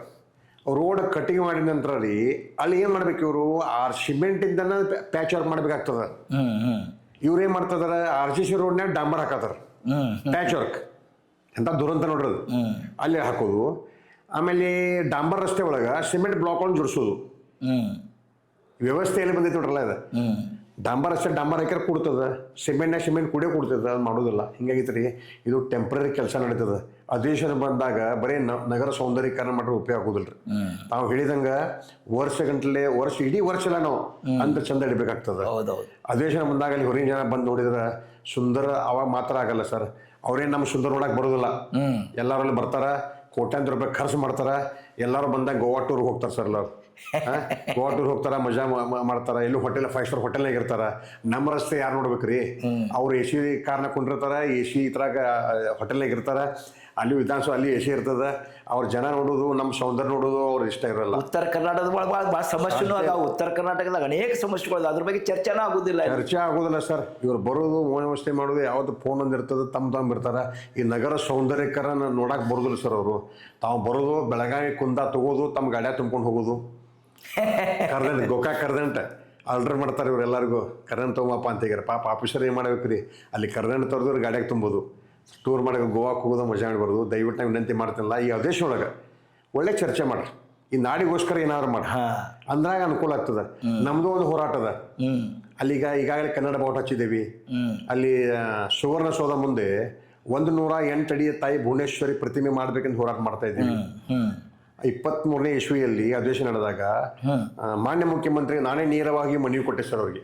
ಸರ ಕರ್ನಾಟಕ ನಾಮಕರಣ 50 ವರ್ಷ ಆಯ್ತು, ಸವಿ ನೆನಪಿಗಾಗಿ ತಾಯಿ ಭುವನೇಶ್ವರಿ ಪ್ರತಿಮೆ ಮಾಡಿದ ಮನವಿ ಅಂತ ಕೊಟ್ಟಾಗ ಆ ಮನವಿ ತಗೊಂಡು ಬೆಂಗಳೂರಲ್ಲಿ ಇವತ್ತೇನು ಮಾಡಿದ್ರು ಸರ್, ತಾಯಿ ಭುವನೇಶ್ವರಿ ಪ್ರತಿಮೆ ಮಾಡಿದ್ರು. ಬೆಂಗಳೂರಾಗ ಮಾಡಿದಾರೆ. ನನಗೆ ಭಾಳ ಸಂತೋಷ ಅದ. 51ನೇ ವರ್ಷಕ್ಕಾಯ್ತು, 1 ವರ್ಷ ಕಳೆದು ಹೋಯ್ತು, ಮನವಿ ಕೊಡ್ತಾ ಇದ್ದೇವೆ. ಅವರು ನಂದು ವಿಚಾರ ಏನಿದೆ, ಸುವರ್ಣಸೌಧದ ಮುಂದೆ 108 ಅಡಿದು ಯಾಕೆ ಮಾಡ್ಬೇಕಂದ್ರೆ ರಾಷ್ಟ್ರೀಯ ಹೆದ್ದಾರಿ ಇದೆ. ರಾಷ್ಟ್ರೀಯ ಹೆದ್ದಾರಿ ಪಕ್ಕ ಲಕ್ಷಾಂತರ ಜನ ಹೋಗ್ತಾರ. ನಮ್ಮ ರಾಜ್ಯದವರು, ಬೇರೆ ರಾಷ್ಟ್ರದ ದೇಶದವರು ಎಲ್ಲ ಹೋಗ್ತಿರ್ತಾರ. ಹೋಗೋರಿಗೆ ಆ ತಾಯಿ ಭುವನೇಶ್ವರಿ ಪ್ರತಿಮೆ ಮಾಡಿದ್ರೆ ತಾನಾಗಿನ ಕೈ ಜೋಡಿಸ್ತಾರೆ. ಯಾಕಂದ್ರೆ ಈ ತಾಯಿ ಕರ್ನಾಟಕ ಮಾತೆ ಅಂತ ಹೇಳ್ತಾರೆ. ನಮಗೂ ಹೆಮ್ಮೆ ಅನಿಸ್ತದ. ಆ ತಾಯಿ ಭುವನೇಶ್ವರಿ ಪ್ರತಿಮೆ ಸುವರ್ಣಸೌಧ ಮುಂದೆ ಮಾಡಿದ್ರ. ಈಗ ಹೆಂಗೆ ಬೆಂಗಳೂರಾಗ ಕೆಂಪೇಗೌಡರು ಮಾಡ್ಯಾರ ಏರ್ಪೋರ್ಟ್ ರೋಡಿಗೆ, ಬಸವಣ್ಣವ್ರದ್ದು ನಮ್ಮದು ಇದನ್ನಿದೆ. ಮೊನ್ನೆ ನಮ್ಮ ಮೋದಿಯವರು ಶ್ರೀರಾಮನ ಮೂರ್ತಿ 70 ಅಡಿದ ಮಾಡ್ಯಾರ. ಮಾಡಿದ್ರ ವಿಶೇಷವಾದ ಮಾಡ್ರಿ. ತಾಯಿ ಭುವನೇಶ್ವರಿ ಯಾಕೆ ಮಾಡುತ್ತೆ ನೋಡಿದ್ರೆ, ಈಗಾಗಲೇ ನಮ್ಮದ ಉತ್ತರ ಕರ್ನಾಟಕ ಬೇರೆ ಆಗಬೇಕು ಅಂತಿದಾರ. ನಾ ಬೇರೆ ಮಾಡೋದು ಅವಶ್ಯಕತೆ ಇಲ್ಲ, ನಾವು ಒಂದಾಗಿರೋಣ. ಹೌದು. ತಾಯಿ ಭುವನೇಶ್ವರಿ ಪ್ರತಿಮೆ ಯಾಕೆ ಮಾಡ್ಬೇಕಂದ್ರೆ ರೀ, ನಮ್ಮ ಕರ್ನಾಟಕ ಒಂದೇ, ನಮ್ಮ ತಾಯಿ ಒಂದೇ. ಅದು ತಾಯಿ ಭುವನೇಶ್ವರಿ ನಮ್ಮ ಕರ್ನಾಟಕ ಏಕತೆಯ ಪ್ರತಿಮೆ ಆಗ್ಬೇಕು. ಏಕತೆ ಪ್ರತಿಮೆಯಾಗಿ ಘೋಷಣೆ ಮಾಡಬೇಕು. ತಾಯಿ ಭುವನೇಶ್ವರಿ 108 ಅಡಿಯ ಕಂಚಿನ ಪ್ರತಿಮೆ ಮಾಡ್ಬೇಕ್ರಿ. ಮಾಡಿದ್ರೆ ಮಾತ್ರ ಜನ ಹೆಮ್ಮೆ ಪಟ್ಟಕಾರ. ಹೌದಪ್ಪ ಅಂತ ಏನಾಗ್ತದ. ಇದರಿಂದ ನಾನು ವೈಯಕ್ತಿಕ ನಾನು ಓದ ಹೆಸರು ಹೇಳ್ತಾ ಇಲ್ಲ, ಕನ್ನಡಿಗರು ಹೆಮ್ಮೆ ಪಡ್ತಕ್ಕಂಥ ವಿಷಯ. ಸಿದ್ದರಾಮಯ್ಯ ಅವರಿಗೆ ನಾ ಕನ್ನಡ ರಾಮಯ್ಯ ಅಂತ ಕರಿತೇವೆ. ಅವರಿಗೆ ಖುಷಿಯಿಂದ ಕನ್ನಡ ರಾಮಯ್ಯ ಅವರು ಬರೀ ಹೆಸರಿಂದ ಕರೆಸ್ಕೋದ್ ಬೇಡ್ರಿ, ಬೆಳಗಾವಿ ಏನಾದ್ರು ಒಂದು ಕಾಣಿಕೆ ಕೊಡ್ರಿ. ಕುಮಾರಸ್ವಾಮಿ ಅವರು ಏನ್ ಮಾಡಿದ್ರು, ಸುವರ್ಣ ವಿಧಾನಸೌಧ ಕಟ್ಟಿರು. ನಮ್ಗೆ ಹೆಮ್ಮೆ ಅನಿಸ್ತದ. 10 ಕಿಲೋಮೀಟರ್ ದೂರಿಂದ ಕಾಣಿಸ್ತದೆ ಅಂಥ ಪ್ಲೇಸ್ ಹೋಗ್ಕೊಂಡ್ರು. ಅದಕ್ಕೆ ಶ್ರಮ ಯಾರ್ದದ? ಡಾಕ್ಟರ್ ಶಾಲಿನಿ ರಜನೀಶ್ ಇದ್ದಾಗ, ಈಗ ಅವರು ನಮ್ಮ ಸರ್ಕಾರದ ಮುಖ್ಯ ಕಾರ್ಯದರ್ಶಿಗಳು ಅವರದಾರ. ಈಗ ಅವರೊಂದು ಶ್ರಮದಿಂದ, ಅಧಿಕಾರಿಗಳ ಶ್ರಮದಿಂದ ಒಳ್ಳೆಯ ಸ್ಥಾನದಲ್ಲಿ ಆಗಿದ್ದದ. ಅವರೊಂದು ಯಾವ ರೀತಿ ಅದನ್ನು ಮಾಡಿದ್ರಲ್ಲ, ಇವ್ರಿಗೂ ಏನು ಮಾಡ್ರಿ. ಒಳಗೆ ಚೆನ್ನಮ್ಮನ ಪುತ್ರ ಇಟ್ಟಿದ್ರು, ಒಳಗೆ ರಾಯಣ್ಣನ ಪ್ರತಿಮೆ ಇದೆ, ಪಕ್ಕದಲ್ಲಿ ಬಾಬಾ ಸಾಹೇಬ್ ಅಂಬೇಡ್ಕರ್ ಪ್ರತಿಮೆ ಇದೆ. ಹೋದ ಸಲ ಗಾಂಧಿ ಭಾರತ ಇದ್ರೊಳಗೆ ಗಾಂಧಿ ಪುತ್ರ ಇಟ್ರಿ. ಒಳ್ಳೆ ಕೆಲಸ ನಡೀತದ. ಈಗ ಇಲ್ಲಿ ಕಾರಂಜಿ ಮಾಡಿದ್ರಿ. ನಾ ಭುವನೇಶ್ವರಿ ಪ್ರತಿಮೆ ಯಾಕೆ ಇಡಿ ಅಂತಂದ್ರೆ ರೀ, ನಮ್ಮ ತಾಯಿ, ನಮ್ಮ ಹೆತ್ತ ತಾಯಿಗೆ ಸಮನ ಇದ್ದಾಳ. ಈ ನಾಡಿನ ತಾಯಿ ಕರ್ನಾಟಕ ಮಾತೆ ಪ್ರೀತಿಸ್ತಾ ಇದ್ದೇವೆ ನಾವು. ಅದು ನಮ್ಮ ಭಾರತ ಮಾತೆ, ದೇಶಕ್ಕೆ ಭಾರತ ಮಾತೆ ಹೆಂಗೆ ಅಂತಿರಲ್ಲ, ಕರ್ನಾಟಕಕ್ಕೆ ಕರ್ನಾಟಕ ಮಾತೆ ಅದಾಳ. ಆ ತಾಯಿ ಭುವನೇಶ್ವರಿಯ ಪ್ರತಿಮೆ ಮಾಡೋ ಮುಖಾಂತರ ಈ ನೆಲಕ್ಕೆ, ಈ ನಾಡಿಗೆ ಒಂದು ಗೌರವ ಕೊಡ್ತಕ್ಕಂಥ ಕೆಲಸ ತಮ್ಮ ಮಾಧ್ಯಮ ಮುಖಾಂತರ ಮಾನ್ಯ ಮುಖ್ಯಮಂತ್ರಿಗಳು ಮಾಡಲಿ ಅಂತ ವಿನಂತಿ ಮಾಡ್ತಾರೆ. ಈ ತಮ್ಮ ಹೋರಾಟ ಅಥವಾ ತಮ್ಮ ಮಾತುಗಳನ್ನು ಕೇಳಿದ್ರೆ ಬಹಳಷ್ಟು ಜನರಿಗೆ ಇವತ್ತು ಪ್ರೋತ್ಸಾಹ ಸಿಗ್ತೈತೆ. ಇನ್ನೊಂದು ಈ ವಿಷಯದೊಳಗೆ ಏನಂತಂದ್ರೆ ಸರ್, ನಾನು ಮೊದಲೇ ನಿಮ್ಮ ಪರಿಚಯ ಹೇಳುವಾಗ ಹೇಳಿದೆ, ನಾನು ಸಾಕಷ್ಟು ಜನ ತಮ್ಮ ಮನೆತನಕ್ಕೆ, ತಮ್ಮ ಏನಪ್ಪ ಅಂದ್ರೆ ಬ್ಯಾಂಕ್ ಬ್ಯಾಲೆನ್ಸು, ಕಾರು, ಬಂಗ್ಲೆ, ಈಗ ಬಹಳಷ್ಟು ಜನ ಹೋರಾಡಿದವರು ನಾವು ನೋಡಿದ್ದೀವಿ. ಅದ್ರ ಸಂಬಂಧ ಮಾಡ್ತಾರೆ, ಏನು ತಪ್ಪೇನಲ್ಲ. ಆದರೆ ಕೆಲವು ಸಲ ನೀವು ನಿಮ್ಮ ವ್ಯಕ್ತಿಗತವಾದ ಜೀವನ ಬಿಟ್ಟು ಇದಕ್ಕಾಗಿ ನೀವು ಕೆಲಸ ಶ್ರಮಿಸ್ತಾ ಇದ್ದೀರಿ. ಇದಕ್ಕೆ ನಿಮ್ಮ ಧರ್ಮಪತ್ನಿ ಇದಕ್ಕೊಂದು ಸಲ ಕೆಲವೊಂದು ಸಲ ಅವ್ರು ವಿರೋಧ ಮಾಡ್ಯಾರ ಅಂತ ಹೇಳಿದಿರಿ. ಮತ್ತು ಕೊಲ್ಲಾಪುರ ಒಳಗೆ ನಿಮ್ಮ ಮ್ಯಾಗ ಹಲ್ಲೆ ಆಗಿ 3 ತಿಂಗಳು ನೀವು ಬೆಡ್ ರೆಸ್ಟ್ ಮ್ಯಾಗ ಇರಬೇಕಾದಂಥ ಪ್ರಸಂಗವನ್ನು ನೀವು ಅಲ್ಲಿ ಹೇಳಿದ್ದೀರಿ. ಮತ್ತು ಇದ್ರ ನಡುವೆ ನಿಮ್ಮ ಮನೆಗೆ ಬೆಂಕಿನೂ ಹಚ್ಚಿದಂಥದ್ದು, ಇವೆಲ್ಲ ಇಂಥ ಒಂದು ಅಡಚಣೆ ಒಳಗೆ, ಇಂಥ ತೊಂದರೆ ಒಳಗೆ ಈ ಮನೆ ಜವಾಬ್ದಾರಿ ಹೆಂಗೆ ನಿಭಾಯಿಸಿದ್ರಿ, ಮಕ್ಕಳಿಗೆ ಶಿಕ್ಷಣ ಕೊಟ್ರಿ, ಇದೇನು ಸರ್, ಇದಕ್ಕೆಲ್ಲ ನಿಮ್ಗೆ ಎಲ್ಲಿಂದ ಶಕ್ತಿ ಸಿಗ್ತಿದೆ, ಪ್ರೇರಣೆ ಏನು ನಿಮ್ದಿದ್ದಿಲ್ಲ ಸರ್? ಏನಂದರೆ, ನನಗೆ ತಂದೆ ತಾಯಿ ಆಶೀರ್ವಾದ ಮೂಲವಾಗಿ. ನಮ್ಮ ತಂದೆ ದಿವಂಗತರಾಗಿದ್ದಾರೆ, ಒಂದು 3 ವರ್ಷ ಆಯ್ತೀಗ. ಅವರು ಪೊಲೀಸ್ ನೌಕರಿ ಸೇವೆ ಸಲ್ಲಿಸಿದವರು. ಅವರು ಮುರುಗೋಡು, ಯರಗಟ್ಟಿ, ಗೋಕಾಕ, ಕೊಣ್ಣೂರ, ಸತ್ತಿ, ಅಥಣಿ ಈ ಎಲ್ಲ ಊರು ಸುತ್ತಿದ್ದಾರೆ. ಅಲ್ಲಿಯೂ ನಾವು ಮ್ಯಾಟ್ರಿಕ್ ಮುಗಿಯೋರಿಗೆ ಅವ್ರ ಬೆನ್ನತ್ತಿ ಎಲ್ಲಿ ಹೋಗಿದ್ವಿ. ಹಳ್ಳಿ ನೀರು ಕುಡಿದಿದ್ದೀವಿ, ಶಹರದಾಗ ಬಂದು ಕೆಲಸ ಮಾಡ್ತಾ ಇದ್ದೀವಿ. ಯಾಕಂದರೆ ತಂದೆ ತಾಯಿ ರಕ್ತ ನಮ್ಮಲ್ಲಿದೆ. ಅವರು ಪ್ರಾಮಾಣಿಕ ಕೆಲಸ ಮಾಡಿದಾರ. ಈಗ ಯಲ್ಲಪ್ಪ ತಾಳೂಕರ್ ಅಂದ್ರೆ ನಮ್ಮ ತಂದೆ ಹೆಸರು ಯಾರು ಗುರ್ತಾಡಿತಾರೆ ಎಲ್ಲ ಡಿಪಾರ್ಟ್ಮೆಂಟ್ದಲ್ಲಿ. ಒಳ್ಳೇದ ಅದಾರ ರೀ ಅಜ್ಜವ್ರು ಅಂತ ಆರಾಮದಲ್ಲಿ ಕೇಳ್ತಾವೆ. ಆಮೇಲೆ ನಮ್ಮ ತಂದೆಯವ್ರು ಸಹಿತ ನಿವೃತ್ತಿ ಆದ ನಂತರ ಒಂದು ವಾರ್ಕರಿ ಆಗಿದ್ರು, ಪಂಢರಪುರದ ವಾರ್ಕರಿ. ಮಾಲೆ ಹಾಕೊಂಡಿಕಾರ 20 ವರ್ಷಗಳ ಕಾಲ ವಿಠ್ಠಲನ ಸೇವೆ ಮಾಡಿದರು, ಭಕ್ತರಾಗಿ ಮಾಡಿದಾರೆ. ಅಂದರೆ ಪೊಲೀಸ್ ಅಂತ ಅವ್ರು ಇರಲಿಲ್ಲ. ಅವ್ರದ್ದು ಏನು ಸಮಾಜ ಸೇವೆ ಏನೈತಿರಲ್ಲ, ಅದರ ರಕ್ತದ ಬಂದಿದೆ ಅವ್ರ ಆಶೀರ್ವಾದ. ತಾವು ಹೇಳಿದಂಗೆ ಈಗ ಏನು ಕೇಳಿರ್ತಾವಾಗ ಪ್ರಶ್ನೆ, ನಿಮ್ಮ ಮಿಸ್ಸಸ್ ಅವರ ಏನಂದ್ರೆ ಹೋರಾಟಕ್ಕೆ ಬೆಂಬಲ ಅಂದ್ರೆ ನಮ್ಮ ತಂದೆ ತಾಯಿ. ಆಮೇಲೆ ನಮ್ಮ ಧರ್ಮಪತ್ನಿ ಭಾಳ ವಿರೋಧ ಮಾಡ್ತಾಯಿದ್ರು ನಾವು ಹೋರಾಟ ಮಾಡುವಾಗ. ಯಾಕಂದರೆ ಅದ ಮದುವೆ ಆಗಿತ್ತು. ಆಮೇಲೆ ನಾವು ಹೋರಾಟ ಹಿಡ್ಕೊಂಡು ಧ್ವಜ ಹಿಡ್ಕೊಂಡು ಹೋಗೋದು ಅವರು ಸ್ವಲ್ಪ ಆಗ್ತಿತ್ತು, ನೋವು ಆಗ್ತಿತ್ತು. ಏನು ಹಿಂಗೆ ಮಾಡ್ತಾರಲ್ಲ ಅಂತ. ಈಗ ಟಿ ವ್ಯಾಗದು ನೋಡ್ತಿದ್ರು, ಏನು ರೀ ಇಲ್ಲಿ ಹೋಗ್ತೀರಿ ಬರೀ ಧಿಕ್ಕಾರ ಜೈ ಅನ್ಕೊತ ಬರ್ತೀರಿ, ಟಿ ವ್ಯಾಗ ನೋಡ್ಕೊಂಡು ನಮ್ಗೆ ಏನಂತಾರೋ ಎಲ್ಲ ಮಂದಿ ಅಸಹ್ಯ ಆಗ್ತಿತ್ತು ನೋಡ್ರಿ ನಂಗೆ ಅಂತಿರೋ. ಆಮೇಲೆ ಆದರೂ ಸಹಿತ ಆ ಹೋರಾಟ ನಮ್ಮ ಬಿಡ್ಲಿಕ್ಕೆ ಆಗ್ತಿರ್ತಿಲ್ಲ. ಏನಾಗ್ತಂದ್ರೆ ತಂದೆ ತಾಯಿ ಒಂದು ರಕ್ತ ಗುಣಗಳು ನಮ್ಮಲ್ಲಿ ಬಂದಾಗ ಅದು ಮಾಡಕ್ಕೆ ಹಚ್ತದೆ. ಸಂಘ ಸ್ಥಾಪನೆ ಮಾಡಿದ್ವಿ, ಎಲ್ಲ ಮಾಡಿದ್ದೀವಿ, ಮಾಡಿಕೆ ಸ್ವಂತ ಹೋರಾಟ ಮಾಡ್ಕೊತಿದ್ವಿ. ಆಮೇಲೆ ತಾವೇ ಕೊಲ್ಲಾಪುರದ ಹಲ್ಲೆ ಆಯಿತು. ಅದರಲ್ಲಿ ನನ್ನ ಸಂದರ್ಶನ ಕರ್ಕೊಂಡು ಹೋದಾಗ ಅಲ್ಲಿ ಇವರು ಶಿವಸೇನಾ ಮೇಲೆ ಹಲ್ಲೆ ಮಾಡಿದರು. ಅವಾಗ ಇಲ್ಲಿದ್ದಂಥ ಒಂದು ಎದೆ ಮೇಲೆ 3 ಎಲ್ಲೂ ಕಟ್ಟಾಯ್ತು ಹೊಡೆದಾಗ, ಕಾಲು ತುಳಿದ್ರು, ಮುರಿತು. ಆಮೇಲೆ ಮೇಲೆ ಹಲ್ಲೆ ಮಾರನೇ ಹಲ್ಲೆ ಮಾಡಕ್ಕೆ ಬಂದರು. ಆ ಸಹಿತ ಒಂದು ದೇವರ ಒಂದು ಆಶೀರ್ವಾದ ಉಳಿದು ಬಂದಿಲ್ಲ ಅಲ್ಲಿ. ಆ ಹೋರಾಟಗಳು ಏನಾಗ್ತದೆ ರೀ, ಒಂದು ಹೋರಾಟಗಾರದ ಅನುಭವಿಸಾಗ್ತದೆ. ಇವೆಲ್ಲ ಏನಾಗ್ತದೆ ಕುಟುಂಬದ ಮೇಲೆ ಪರಿಣಾಮ ಬೀಳ್ತಾವೆ. ಅಪ್ಪ ಯಾಕ್ರಿ ಎಲ್ಲಕ್ಕೆ ಹೋಗಿದ್ರಿ ಹಿಂಗಾತ್ರಿ ಅಂತಂತಂದು ಪಾಪ. ಏನು ನನಗೊಂದು ಮುಖ್ಯವಾಗಿ ಏನಂದ್ರೆ ನಮ್ಮ ಕುಟುಂಬದ ಆಶೀರ್ವಾದನೂ ಐತಿ. ಇಷ್ಟೆಲ್ಲ ಅವ್ರು ಸಹಿಸ್ಕೊಂಡಾರಲ್ಲ, ನನಗೆ ನೋವಾಗಿದ್ದನ್ನು ಅವ್ರು ಸಹಿಸ್ಕೊಂಡು ಇದ್ದಾರೆ. ಅದು ಹೆಂಗದ ಸರ, ನಾವೊಂದು ಕಡೆ ಕನ್ನಡ ಹೋರಾಟಗಳನ್ನು ಮಾಡ್ಕೋತ ಒಂದು ತೃಪ್ತಿಯಾಗಿದ್ದೀನಿ. ಇನ್ನೊಂದೇನಪ್ಪ ಅಂದ್ರೆ ಮಕ್ಕಳಿಗೆ ಒಂದು ಒಳ್ಳೆಯ ಶಿಕ್ಷಣ ಕೊಟ್ಟಿದ್ದೀನಿ, ಅದು ಮುಖ್ಯದ. ನಾ ಬರೀ ಹೋರಾಟ ಮಾಡ್ಕೋತ ಹೋಗಿದ್ರೆ ಇವತ್ತು ಆಮೇಲೆ ಮನೆಗೆ ಮಾರಿ ಊರಿಗೆ ಉಪಕಾರ ಅಂತಾರಲ್ಲ, ಅದಾಗ್ಬಿಡ್ತಿತ್ತು. ನಾವು ಮನೆಗೆ ಮಾರಿ ನಾವು ಮನೆಗೂ ಆಗಿ ಉಪಕಾರ ಆಗಿದ್ದೀವಿ. ಉಪಕಾರ ಯಾಕೆ ನಾನು ಕರ್ತವ್ಯ ಮಾಡಬೇಕಾಗಿತ್ತದ. ನನ್ನ ನಾಡಿನ ಸೇವೆ ಮಾಡೋದು ನನ್ನ ಕರ್ತವ್ಯ. ಕುಟುಂಬವನ್ನು ನಿರ್ವಹಣೆ ಮಾಡಿ ಬೆಳೆಸ್ತಕ್ಕಂಥ ಜವಾಬ್ದಾರಿ ನನ್ನ ಮೇಲೆ ಇರ್ತೈತಿ ಒಬ್ಬ ತಂದೆಯಾಗಿ.